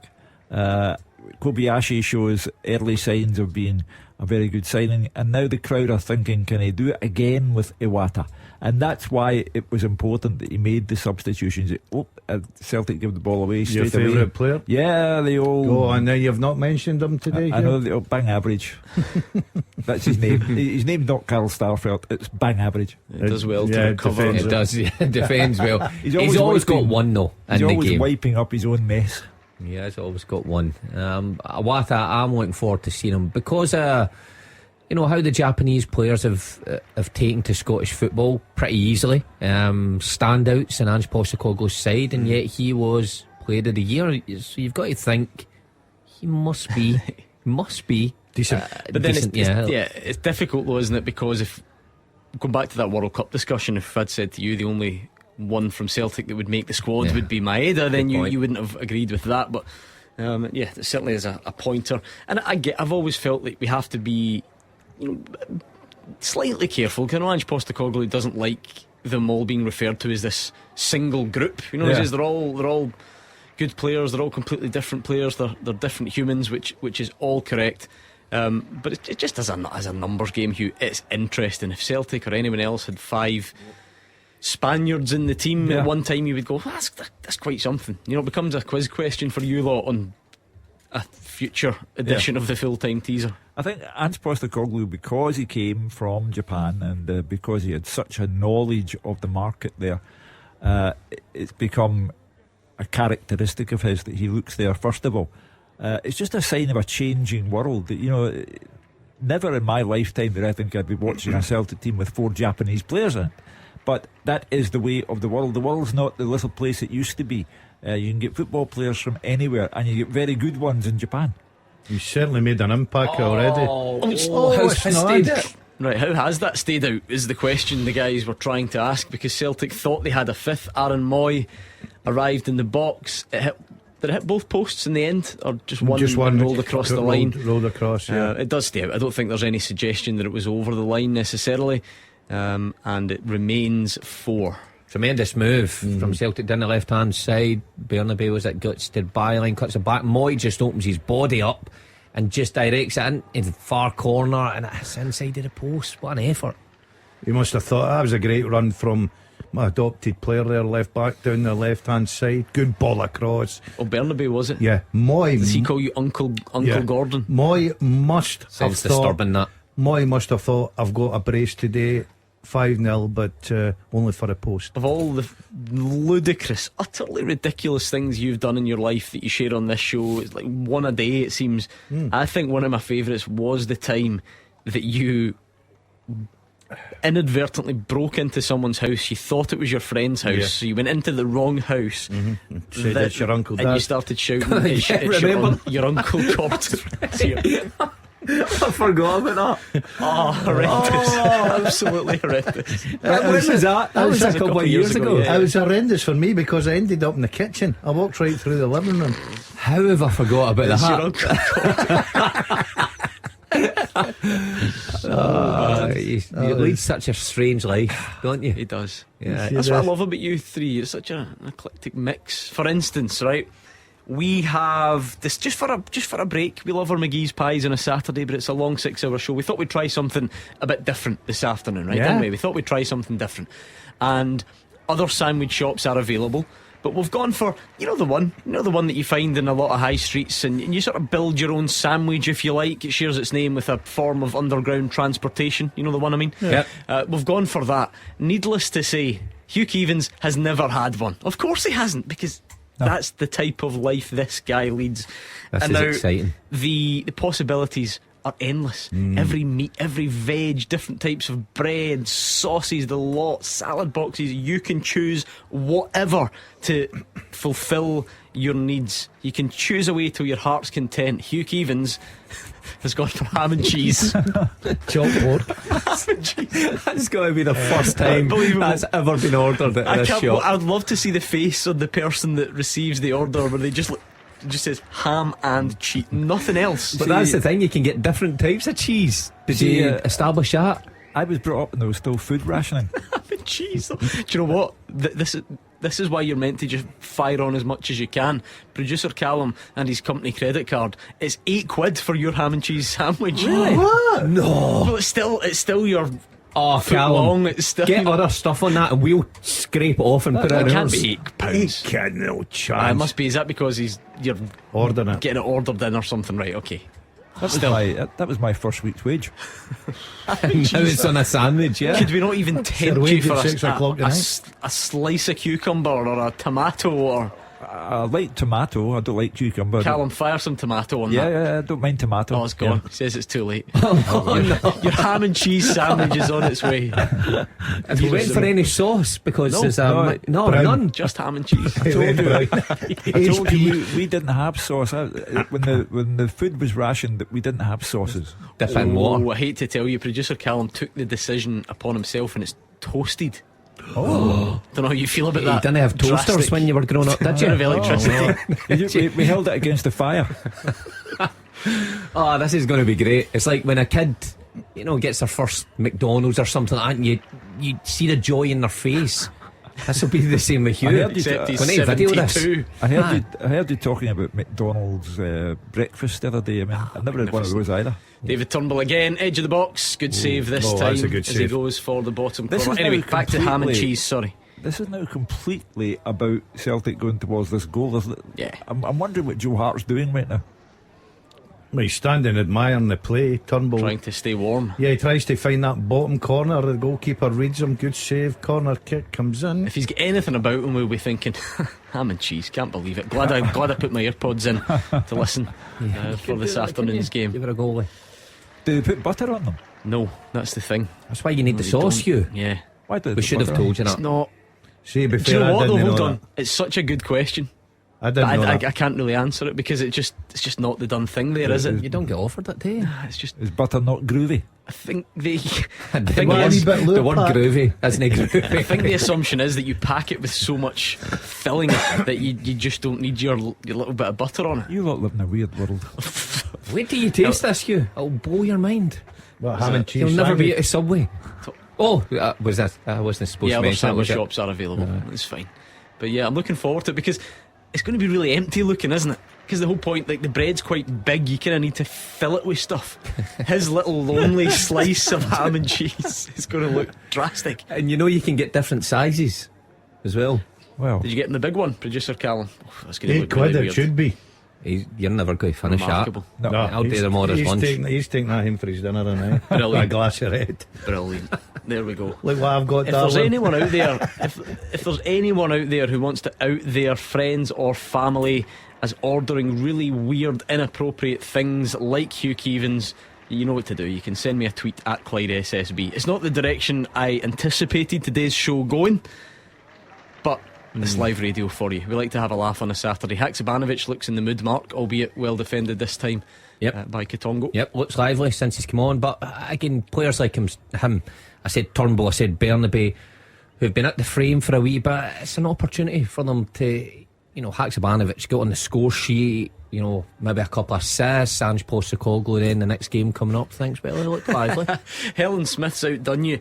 It says, my boy loved going to insert sandwich shop here when he was younger, but all he would get was cheese. It drove me mental. I could have made it at home for half the price, says Helen. Yeah. Well, there you are. Tell your My son boy's he's weird just as like well. Hugh Keevins. See how that makes him feel. He has ham and just a couple of slices of cucumber on it. Come on, And guys, that's a come hard on. one to take. But he's a child. He has a child, aye. That's the difference. Okay. Anyway, let's see how this afternoon's games are going so far. Just the one, remember, 55 gone now. Celtic 4 and Morton 0. Where are we? 1:30 we'll start the build up to the 3 o'clock games. Well, Morton In are the not too distant certainly future. camped in. They've just got players along the 18-yard box, trying to make it difficult. It's a case of when Celtic score the next goal. Not if, it's when. That's my afternoon absolutely ruined. Why? You'll hold that thought because Celtic are in the box. Was that a handball? Right, now That looks more a handball. I think Let's that- come off his body I first. think that hits Effie Ambrose's hand, but he's lying on the ground at this point, and it comes off his body first. We're at the stage where let's abandon what the rules say. Out of sheer sympathy for Effie Ambrose, do not give this as a penalty. I can't. Well, it's the supporting. It's the supporting is arm, it is it, when supporting it hand goes as he down? goes down. Come on, Hugh. Are we going to do this again? Well, I told you they've changed the game of football altogether, so you never know. But I don't think Kevin Clancy's not in the mood for that one. Maybe.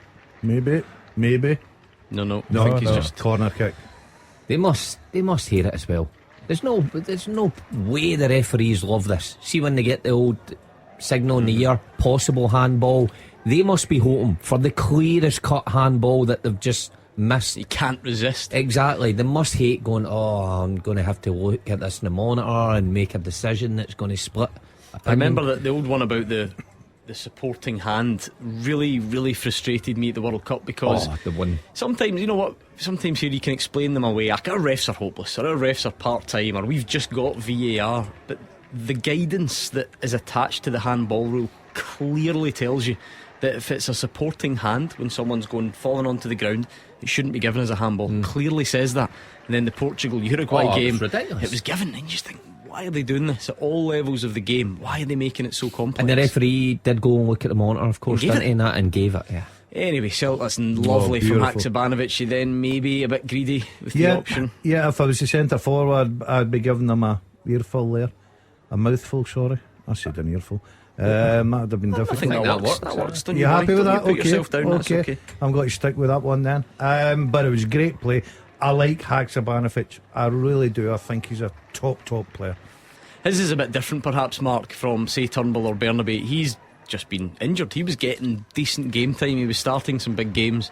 He was. Then a foot injury ruled him out. But the thing is, when you miss games in this team through injury, there's always somebody ready to take your place. And we were chatting about Maeda, who came back from the World Cup and he looked lively, and Abada has been decent, Jota. So you have to impress, even if you've done it in the past. Ange Postecoglou doesn't rely on the past, he relies on the here and now. That's what makes a Celtic team so good. I don't care about the game anymore. I just want 5-0 so that I can start the day with a. I thought it was something to do with your sandwich Sorry, that you were no, going no, back to. no. Because honestly, I always say this about the show, no one tweeted us anything about the game in the first half. Not a single thing. See, now that we've mentioned that, Twitter is going wild. The sandwich. Absolutely. Sarah O'Connell says, my partner's mum and dad refused to go to insert sandwich shop here because their sandwich of choice is cheese and banana. Oh no! Oh, You can't get a banana there, can you? Do you listen to anything I say ever? they don't go. That's why they don't go. All right, okay. Because What they do you like mean cheese and banana? that's their sandwich filling of choice. They can't get it at the shop, so they make it at home. But that's not even a sandwich filling. If they, Well, they've anything obviously is, made that if you- up. Well, of course, but That's disgusting. How can you mix a banana with cheese? If I had asked for ham and cheese, would they have given me cold beans with it? Please no. Please no, because it is a long 4 hours. Let me tell you that right now. I do not think I can survive 4 hours. Oh, come on. Megan McLaughlin says, my fully grown 25-year-old boyfriend gets cheese and cucumber, not toasted, an absolute redneck to order, says Megan. Oh no. He's the Your home type that heat goes goes in. on holiday and has the same meal every day on Chips. holiday because he doesn't like anything Chips. else. Tomato sauce if he's feeling adventurous. Aye. Cheese and cucumber. Megan doesn't want to go in and order it on his behalf, you can tell. No wonder, because it is expensive. You know, I'd grudge paying that for just a. Well, you're you not could paying go it. and buy You're a getting it loaf for free. You could go and buy a loaf and a couple of cheese slices. This is one of my favourite topics. And how's this happened? If it was not for your weird and wonderful ways, Hugh Keevins, we'd be banging on about Celtic stroking the ball around 30 yards from goal, 4-0 up with not much happening. You're alright, the game's hopeless now. Sean says, my oldest daughter gets a sweet chilli chicken wrap from McDonald's, but with no chicken.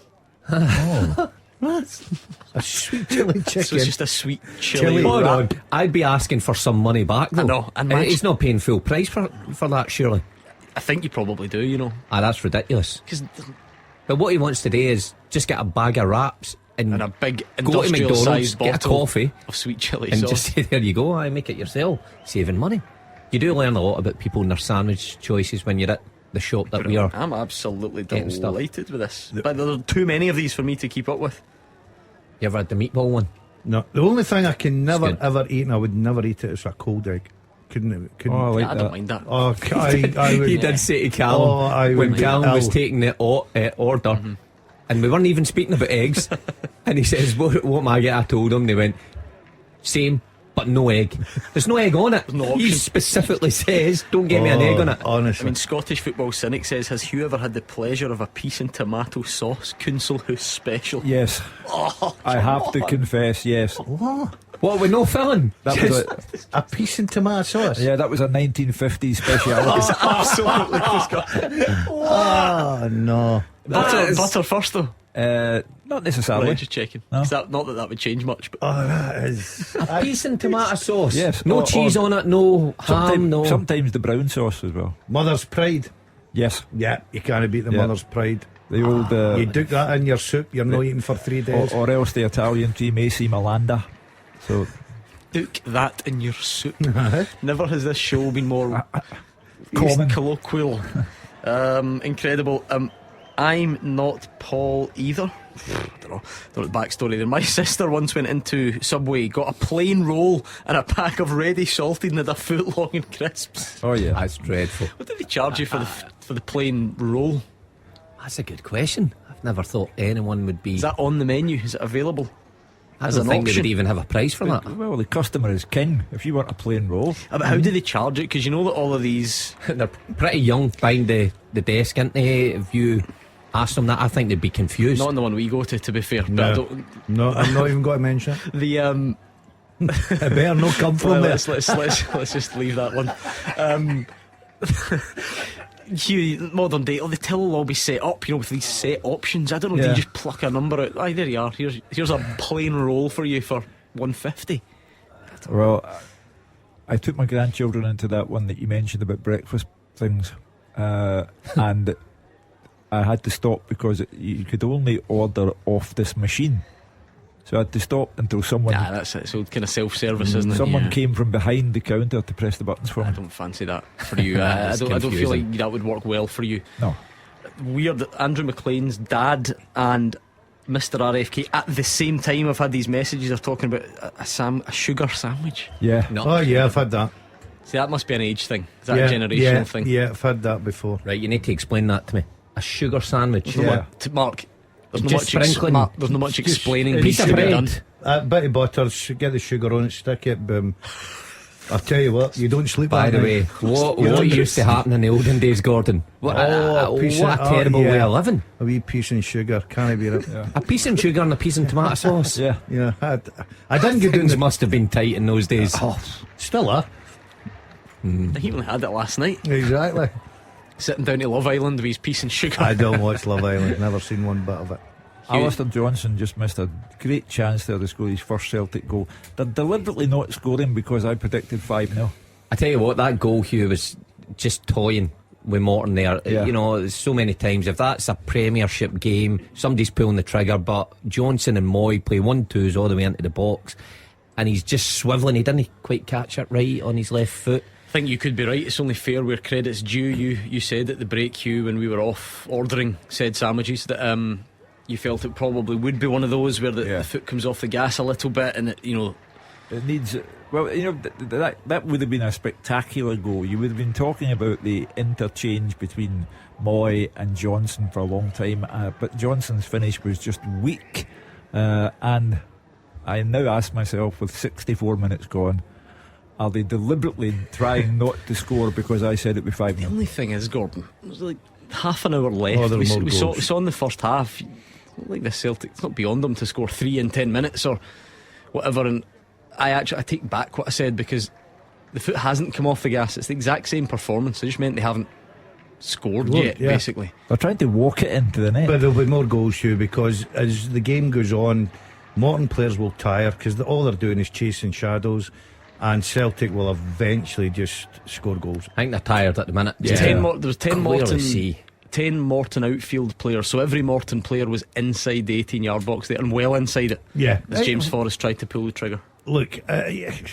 you don't blame them, because you're just defending for your life. You don't want to go out of there and lose 7-8. Mark and I we've been in the 7 camp. There's nothing worse. It's not a good night, let me tell you. So they're just trying to keep the score, but you'd probably say reasonable, because you'd imagine that Celtic would score 3-4 this afternoon, but they don't want a 6, 7, 8. Do you ever take more than 7? Never. I was a tactical genius. Once it gets to 7, he just shut up shop. Oh yeah, I must admit, yeah, that day at McDermott Park, and it was 7, and it could have been much more. My breaking days, and I was thinking, would you have chucked it at 10? Would you have chucked the job? No, I had injuries that day. I've learned one thing in football: you never chuck the job, let the job chuck you, because you walk out with a nice check. I certainly didn't get that when the job chucked me. There's nothing worse. See, stand that touchline. Oh my goodness, goals getting in. I think Celtic are now just bored with it. No, they'll score more goals. Sure. It's just the finishing touch. Not much has really changed, is it? I mean, you look at even forget Aaron Moy. The ball hits the inside of the post, so you're 2 centimetres away from it being another goal. Sometimes the fine margins are not going your way. I think the players will be quite fine with it. I think the manager looks bored too. He's probably thinking, just get this over and done with. Nice from Aaron Moy, reverse pass. I wondered if Forrest could have maybe stood that one up. Yeah, he but should have, Gordon. It was the wrong it. option. Too many defenders in the way to clear that. He should have just dinked that. Mark, you made much of Iwata. I know it's not exactly a testing environment. Hold on, David Turnbull. He maybe should have pulled the trigger that time. He tried to check back and he's been robbed of it. Thought he was a certainty to hit it on his right foot. And now he gives away the foul. Iwata, it looks very tidy what we've seen him, but he's under very little pressure, so you could say it's pretty simple to play in that role. I'd like to see him against tougher opposition where he's getting pressed and how he handles the ball. You think he'd be comfortable, but today it's simple. It's a no-brainer putting him on at half time, getting him 45 minutes and easing him in. 67 gone now. Celtic 4, Morton 0. They have had chances in this second half, but haven't found the breakthrough yet, which Dougie Imrie, I'm sure, will be, I was going to say pleased about, but content with. Still plenty of time for this to get worse, but you have to say anything Morton have done well has come down the Celtic left, the Morton right, and they've got in again there, Mark. Again, I just think that's too simple from Bernabeu. Now I know it comes to nothing and the game's done, but still, if you're feeling your way still into your Celtic career, you want to do better, you want to start defending things in a more realistic fashion, even in games like this. Just a bit easy to go by. Yeah, is one-on-one defending is the area you feel he's going to need to brush up on? Without a doubt, because I think teams are onto it. You only have to look at the way Kilmarnock started the other night, and Armstrong last week within 30 seconds had went by him once, then it was twice in a couple of minutes, and teams quickly catch on to that. If they see him on the team sheet and they put their trickiest or quickest winger they'll just feed him the ball and go at him. So he needs to get better at that. And it's a side of the game, I think, Gordon, it's easy to get better at with work. You know, it's not ability based, it's just work and getting things right in your positioning right. He's got a wee bit to do to scrub up in that, I think. Yeah, I can understand that. He will get better, he will improve in it. I think going forward he's a nice balanced player, lovely left foot for me. Look, it's the start of his Celtic career, he's not had a lot of games. I just think he's got everything in his locker to be a real good player. And you know, I think he'll spur Greg Taylor on. Obviously he's the number one left back, he's been terrific, but I think Bernabei's got a good future. I have to go back to Ibrox though, and I said that Bernabei should be on, and you know, he's a left back and he's there to challenge Taylor. Maybe that's why Ange Postecoglou didn't put him on, because he knew he was up against Sakala and Tavernier, and he couldn't give that up. He couldn't give people just breezing by him. Now the ironic thing was Juranovic goes on and he's all over the place and he doesn't do better, but you've got to think that's why the manager made that decision. If you buy a player for nearly £4 million, you should be entitled to think that you can play him in every game, any game.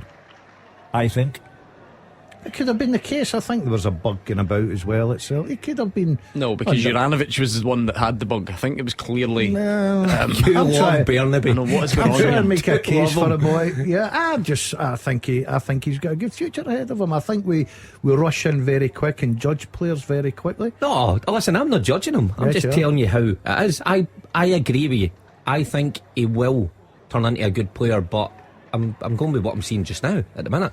He needs to do better.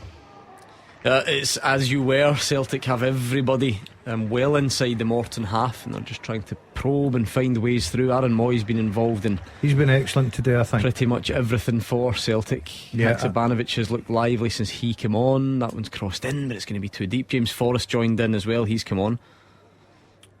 Yeah, I think I was picking up Moy. I think Moy's really played well this afternoon. Got a good penalty, gets it going, starts the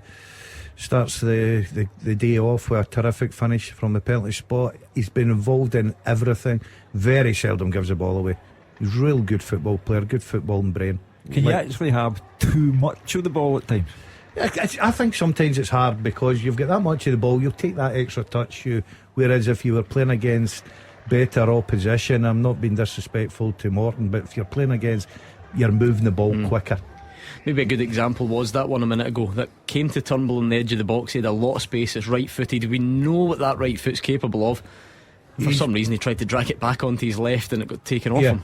If that's in the Premier League, he's taking that one. There's no doubt. You seen the other night there against St Mirren, he doesn't even think about it, Gordon. He just unleashes it. So yeah, I think sometimes you just get a little bit casual, because who rightly says you get so much of the ball, you start taking a little bit extra touch and don't take care of it. Well, Celtic's certainly getting a lot of touches, that's for sure. Haksabanovic has been involved since he came on as well. Good footwork again from him. If Celtic don't get a fifth, and my prediction is wrong, I'm going to write to Michael Nicholson and ask for clarification. I think you should. I think you're well entitled to expect a fifth, Hugh, at least. I think he'll get a fifth, there's no doubt. I think Morton are out in their feet. I really do. It's been a long, especially second half. All they've done is chase shadows. Bit of space opening up for. Oh wow, that was interesting from Alistair Johnson. He'd so much space in front of him, and he tried to thread a pass, but it was. I'm not even really sure who it was intended for. It ends up just rolling into the goalkeeper. Wrong decision there. You know who I'm impressed with, and it's a weird one, but again, Kobayashi. I think he looks very comfortable in possession, so he's not had to do a lot, of course, defended today, but every time he gets the ball, that left foot fired in to the midfield, always looking forward. And you know, I'll go back to it again, the balance that Celtic needed on that left hand side. I think he'll make a good case for playing. Once he integrates himself into the squad, I think he's Ange's type of player. Do you think he'll be him and Carter Vickers? Because I think the partnership right now is Carter Vickers and Starfelt. Well, it is, but I'm not meaning the immediate future, but I think he's long-term plan. Ange Postecoglou, the bigger games next season, I'm talking about into the big European games where you need to be comfortable in possession. I'll bet you any money he's in. That's the greatest sight in the world if you're a Morton player getting subbed off. Oh yeah, It was only 4. It was only 4 when I came off. Muirhead off, Roy on for Morton, so a change up top. Of course, Hugh, it's still entirely possible that Ange Postecoglou decides, why not bring on Jota or someone of that ilk, Hatate. Well, we've got 20 minutes left. One more throw of the dice, or maybe even 2, because it's so one-sided. It's not true. There was never going to be anything else. No. The minute the first goal went in, it was always going to be a long afternoon for the Morton players, and give them a bit of credit. They've worked hard. They're making the second half a bit more difficult for Celtic. As Dougie would have probably said, just go out and try and finish the second half 0-0. They're not really making it a bit more difficult for Celtic, are they? I was Celtic thinking the balance But of they've play. not scored. They've not But that scored. doesn't mean You it's... can miss chances. Though, I know, but they've not scored. The game Lads, looks the exact same. It could easily be the 7 or 8, but it's not. It's 4. So give Morton a bit of credit. Oh, David Turnbull caught that one. It was blocked inside the box. I don't think there was any on the was it the shoulder, the talk chest of there, maybe? handball, although you never Just do 'cause know. he was leaning towards it there.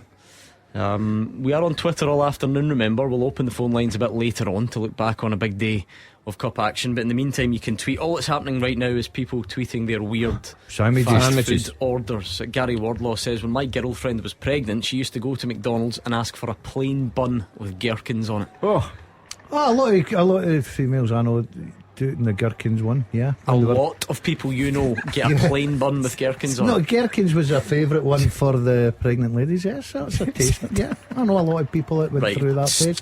Please just stop this, because I don't like the direction it's heading. Where's this going? Why would you say that? I refuse to believe you know a lot of people that do that, I must admit. You must know at least. There Probably can't be more one, I than know. one person who likes. You You should know, get too. back to your sugar sandwich and leave us be. Oh, that's almost a heavy challenge, but to be fair, I think it was it James Forrest or Alistair Johnson, that right side, they kind of rode it well and ended up not coming to much.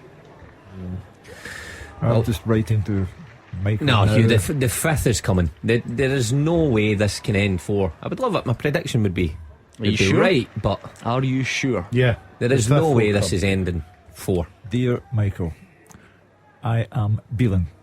I like it. Yeah. See what you did there? That's my intro. Very good. It is 75 gone now. It's just as you were. I would like to try and describe it in a different way for you, but it's maybe that time though. Aksabanovic overhitting the pass, just tried to thread a delicate one down the line, and out it goes. they're just been a bit slack as O'Reilly comes on. It'll probably be for Turnbull, would it be? Yeah, or will he so. give Moy a rest? Because Turnbull, if you're Turnbull, you want to play 90 minutes. You want to get the full game under your belt. There's no doubt in that. So Aaron Moy might just be the one. Nope. No, it's Turnbull. It is David Turnbull. 76 minutes on the clock. He comes off, and Matt O'Reilly comes on. He's never been a particularly energetic character. Do you feel like he's starting to look a bit frustrated? Yeah. I saw people point out with the goal the other night. It's a lovely goal, and yes, it's 4-0, but a very muted celebration. No celebration at all. He just walked away. I've seen people point that out. We all become body language experts, don't we? As the guys have just said, he could have been the one to stay on for the 90. Hugh, you could have taken Aaron Moy off, but Turnbull's the one that comes off there. He did score again today. Is he starting to look a bit frustrated? Yeah, I think so. There was a suggestion that he might go on loan, although Ange Postecoglou blew that one out the water yesterday and said that obviously it was a big part of his plans. But he does, the lack of, I mean, at Motherwell, David Turnbull, every game, barring injury, every game that Motherwell played, he'd be on the park. But it's certainly not the case at Celtic Park. The thing is, though, Mark, because of the way Ange Postecoglou rotates a squad within a game, never mind from one game to the next, this was David Turnbull's 25th match of the season. So hard to believe that. I get that if you're looking at the lens of how many starts, but there aren't many clubs that would be willing to let a player go out on loan that's played 25 games by Yeah. by the 21st of I January. suppose it depends the portion of those games that he's getting. Maybe that's his frustration. But Ange Postecoglou's massive on this, isn't he? Bringing changes in the 60-minute mark, whatever, and using the squad. I get both sides of the argument. I get Ange Postecoglou. That's his style. He likes to refresh things and give players a chance, and it makes for a more competitive squad. But I can totally understand Turnbull. Turnbull's a young man who's got the best years ahead of him, who wants to play as many minutes as possible. And if you're getting half an hour here and a start there in 70 minutes, I can totally understand why he wants to play 90 minutes. No, absolutely. The point I was making is, though, that's not the type of involvement that a manager would just say, yeah, fair enough, why not go out on loan? No, because you look at Postecoglou's reason as well. He's contributing goals. You know what I mean? He's a threat. He can come on and score goals, as he's shown. But I totally understand Mark's point with the fact that being the individual player, because he missed a lot of football through injury. So look, he's delighted to be at Celtic. He's contributing, as you say, 25 games. He's scoring goals. I don't see him going out and loan it at all. He wouldn't let him go. I wouldn't. Yeah, it doesn't look like it, certainly. That's the biggest job it faces the Celtic manager at this time. Keeping that full squad happy, and it's almost impossible to do. The Celtic fans will sit and think that full 25 whatever it is squad are all happy because they're coming on and maybe scoring. But I bet you, listen, I've been here behind closed doors. It isn't the same. Players will be champing in the manager's door saying, when am I getting a chance? And it's up to him to appease all them. You almost forget that the Motherwell career was so short because of the injury. I don't know if it's just a personal thing that I'm surprised. David Turnbull has played well over twice the amount of games for Celtic as he did for Motherwell. Does that surprise you? Yes. I didn't know that. Well over twice the amount of games for Celtic than he did for Motherwell. Wow.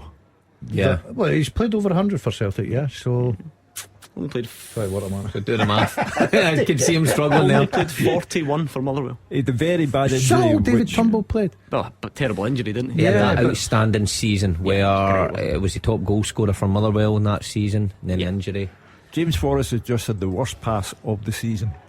He's two Celtic players just waiting for him to roll the ball along the face of the goal, and he somehow managed to not see either of them. It was poor play for Forrest. Yeah. You know, he should be just getting his head up, laying it on a plate for one of the Celtic players to tap it in the back of the net. But you know something, I hate to see small teams going and taking a real drubbing them. I'm quite happy that Morton have kept the score down. You know, Dougie Imrie, he's doing a good job there. I know he's not in a great run just now, but it's difficult when you're underdog going to Celtic and you're chasing, and all of a sudden you see the back of the net bulging every 5 minutes. See, I'm different. I'd want it to be either a close game or 15-0. Aye, just something to something talk dramatic. About. Yeah, you're just happy with it. Run of the mill. I'm just happy to be here. I wonder what Ange Postecoglou will say about a goalless second half, you know, with the array of talent that Celtic have. Goals coming, Hugh. Your fifth goal's coming. You keep telling me this. Well, it'll come, trust me. If this is the day that Hugh Keevins gets a scoreline bang on the nose, on the same day that he ordered a cheese and ham sandwich, which has arrived, by the way. Let's get a look at this thing. Hugh Keevins, the big unveiling. We're giving it the big build up. He's unwrapping it like a kid at Christmas. It looks every bit as disappointing as I thought it would. Let's see inside. Thanks, Callum. That looks depressing. Absolutely. I don't see any cheese. Sad. I forgot the cheese. Have you got him a toasted ham footlong? I don't think there's cheese on it, genuinely. That is disappointing. Better get the pie machine on, Hugh. Aye. It looks lovely. Thank you very much. Looks pretty dry. You're going to need a pint of water. Get that on your Twitter account, Hugh. Well, enjoy, Hugh. Enjoy. Incredible. Yeah, you can enjoy that while Celtic score their fifth goal. It's coming up. You see, you are going to be proved to be as bad as me at predictions, because you've been telling me, and now they're running out of time. They've only got 7 minutes left of regulation time. That's an age for the Celtic team, is it not? Yeah. Well, this is usually when they play their best stuff. All the last 8 minutes. All the experts in here have been assuring me it's coming, and it isn't. You're not confident, Hugh? Who took the 4 on the predictor? You? It was me, yeah. I think it's just that It's like when you get accused of reverse psychology on your score predictions. I love that because that's not what reverse psychology is. Because you can't influence it. But anyway, I like that. What they'll say is that Celtic didn't get a fifth because I said they would win 5-0. It's very much the same pattern. Morton have everyone back in their own half. It's been a while since they managed to get up the pitch. James Forrest flashes one. Effie Ambrose cuts it out. Two former teammates, of course. I think if the manager is going to be picky about things in the second half, I think that's where Celtic have been, let themselves down a bit when they get, past that left back or right back and they get the head up to deliver the ball. I don't think has been perfect. That was a good one, though. Yeah. But here's Haksabanovic again, just too much. Again, he's got 4 players. Oh, here you are, Hugh, and you've got it, and it's a No. Is he giving it? What's wrong? What's the drama? Hugh, what did I tell you? I thought that Kevin Clancy was about to do something. I think it's one of these, don't you worry. Goal flashes with Clyde Built Home Improvements. It is a fifth for Celtic. Celtic 5, Morton 0. Aaron Moyes second of the afternoon. The first from the penalty spot. The second one even closer. Of course there will be a check to see if that run from Haksabanovic or anything else was untoward. But it was just bobbing around really. It eventually was fed to Moy. Good pass, good touch, good finish in the end. Scrappy to begin with. Haksabanovic, he should have passed it earlier. Tries to do too much. 3 Morton defenders round him, but he eventually then gets it to Moy. You're right, Gordon. Good touch and an emphatic finish on the half volley, left footed. A good afternoon for Moy. He's been Celtic's best player this afternoon, especially second half. He's been involved in everything. Could have had a hat-trick, the one that come off the post as well. Very true. So I'm going to say that Hugh might not even get it. I think there's still room for one more here. The goal certainly stands. That was a very speedy check, if there was anything. I doubt there was. So on we go, and it's 5-0 with 5 of the 90 to go. I'm not sure how many stoppages we are due, but it's heading the predictable way. Yep, I'd agree with Daz. Moy, Abada I thought stood out in the first half, but Moy's been the complete package. I think this afternoon he's kept that drive, even though where the game's been a bit easy sometimes for him. He's kept the drive, he's kept getting in the box, and he's just played himself into such a big player for Celtic after that World Cup. It's just amazing how that can affect you. We chat about when players go away in international duty, what effect that has if they have a good international break, or if they had a bad one. Well, he had an outstanding World Cup, and it's helped him when he's come back. This doesn't even really matter. I'll throw it in anecdotally. Interviewed him recently. He is extremely quiet. Like, I could not believe how quiet he was. Maybe just didn't enjoy my company, Speaking of course, quiet, which isn't entirely possible. Just quite experienced. I thought, I don't know what I was expecting. I don't want to make any generalisations. Maybe I thought people from that side of the world were quite outgoing, but then Tom Rogic wasn't either. Maybe he's a bit like his countryman, but extremely quiet. Does he's talking on the pitch, Mark? That's the old saying you're looking I've for. got to say, Gordon, I was with you. I thought he would be one of those players that were out there, a real leader. Obviously the opposite, but a good footballer nonetheless. Yeah, he's really coming into his own now, isn't he, Gordon? He's been terrific, I've got to say. I think the World Cup was great timing for him. Obviously when he came in, he was lacking that sort of match fitness. As Starfelt's getting taken off. See, I told you, they're bringing on the young boy. Yeah, Lawal is coming on for Carl Starfelt, so a change there at the back for Celtic. It's just a couple of minutes. The Japanese players have been a wonderful feature of Celtic since Ange Postecoglou came in, and now they're going into the Korean market, but it's a good thing to see a young guy get a break. Yeah, 19 years of age, signed from Watford, wasn't he, last year? I've seen a bit of him. He looks a promising player. I'd be a wee bit disappointed. 5-6 minutes.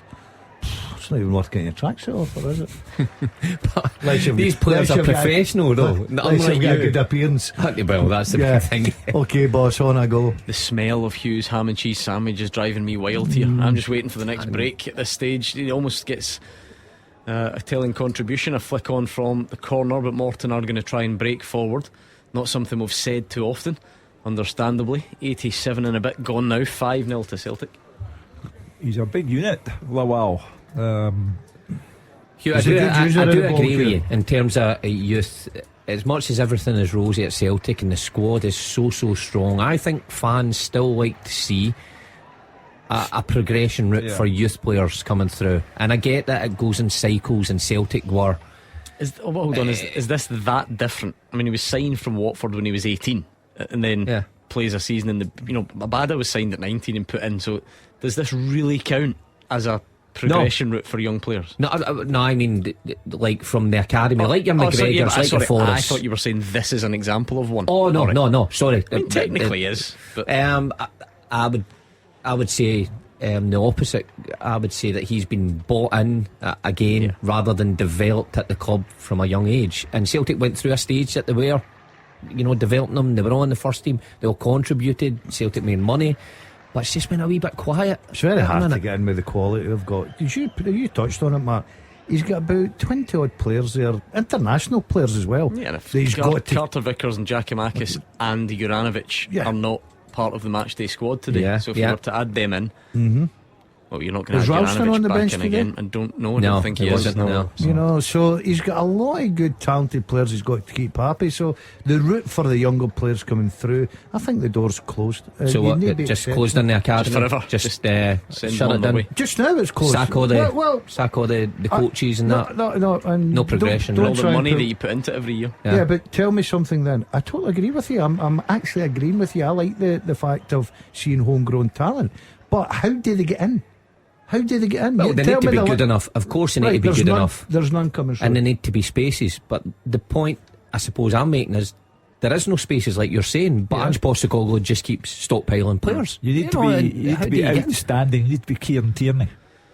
There's Matt O'Reilly with a good running shot. It comes to Moy. It goes to Forrest. Again, 11 Morton players inside the penalty box.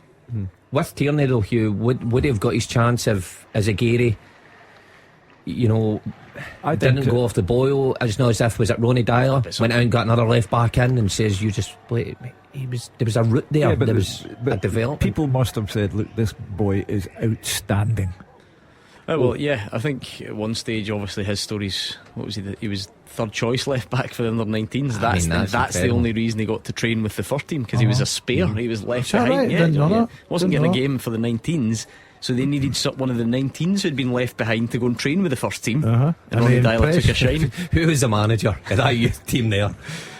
Anyway, we're approaching the end. We've gone beyond the 90 minutes. I haven't even seen additional time. Have you? I can't imagine there's too much. We did get a few substitutions, but barely any stoppages that I can think of.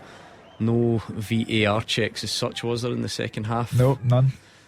So we should be nearing, and sometimes you get the sympathy whistle from the referee. Definitely not in the rules, by the way, but sometimes it happens, doesn't it?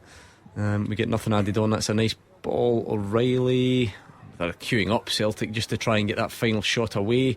Thought we were going to get an Aaron Moy hat-trick there, but that's blocked. Morton not making life easy for themselves either, and Haksabanovic drags it wide. And I think that should be it when the goalkeeper takes the bye kick. Is it still called a bye kick? A bye, well, I've not heard that term. Can we still use that probably term? about 15 years. You and I can. Yeah, a bye kick. A bye kick. You've got all the modern terms, haven't you? You can just imagine Pep saying to Ederson, listen, see when you take those bye kicks. Bye kick, they're a shy. I want a low block, a high press, and a bye kick. I like the Morton goalkeeper style. Slowing it down in the 92nd minute. He's in no rush to take this goal kick. And Kevin Clancy's still not of a mind to blow the whistle yet. Kobayashi jumps highest. Maybe one final chance for Celtic, but Effie Ambrose boots it into the air, and then a little bit of slack, but Iwata showing good determination to win it back, and on we go. It'll be interesting to hear Dougie Emery, another manager who's no doubt going to slate VAR and his thoughts on it and how it maybe changed his plans within the game. Celtic were always going to come out and talk, but you've got to feel for Morton in that respect with their start and how that kind of changed the course early on. Full time Celtic Park, Andrew McLean. Celtic 5, Morton 0, the full-time score. The home side comfortably into the 5th round of the Scottish Cup, with 4 of the goals coming before the break in this one. Morton were actually the better side in the opening stages. They really took the game to Celtic. They could have taken the lead as well in the opening 10 minutes. The ball cut back to Lewis Strapp. Good position in the box, but didn't make a good connection, and Joe Hart managed to gather that one. Dougie Imrie will have been really happy with the start they made, but they then conceded a penalty, and it looked really, really harsh. Kevin Clancy summoned to the VAR screen by Craig Napier. The ball had been cleared off Effie Ambrose's arm from close range. His arm was down as well. Nothing he could do about it, but Kevin Clancy pointed to the spot. Aaron Moy stepped up from 12 yards and scored to make it 1-0 Celtic. 2 minutes later, they doubled their lead. A mistake from Effie Ambrose allowed Celtic in. Kyogo got onto the ball, and a lovely dink finish over the goalkeeper for 2-0. Abada went close around half an hour in, a curling effort just over the Morton bar. Morton forced back defending really from then on. David Turnbull made it 3, a really nice finish. Just sort of passed it from long range into the bottom corner, and that was 3-0. Almost a fifth right after the break. Aaron Moy hitting the inside of the post. That one rolled across the goal line and was eventually cleared. Sorry, I just missed. There was a 4th goal as well just before half time. Kyogo got that one. The ball was stuck under the feet of Grant Gillespie. Kyogo just fired that one into the back of the net. That was before the break. After the break, that was when Aaron Moy hit the post. The ball rolled across the goal line, and it looked as if Celtic were going to go on, maybe score a few more, but it never really happened. Most of the second half played out without much incident. Celtic with all of the ball, a lot of possession around the Morton box, but not many big chances, not a whole lot of saves to be made. The home side eventually managing to cap off the victory. Haksabanovic hitting the byline, cutting in, finding Aaron Moy, and he found the bottom corner in the closing stages. Celtic through to the next round. The full-time score, Celtic 5, Morton 0.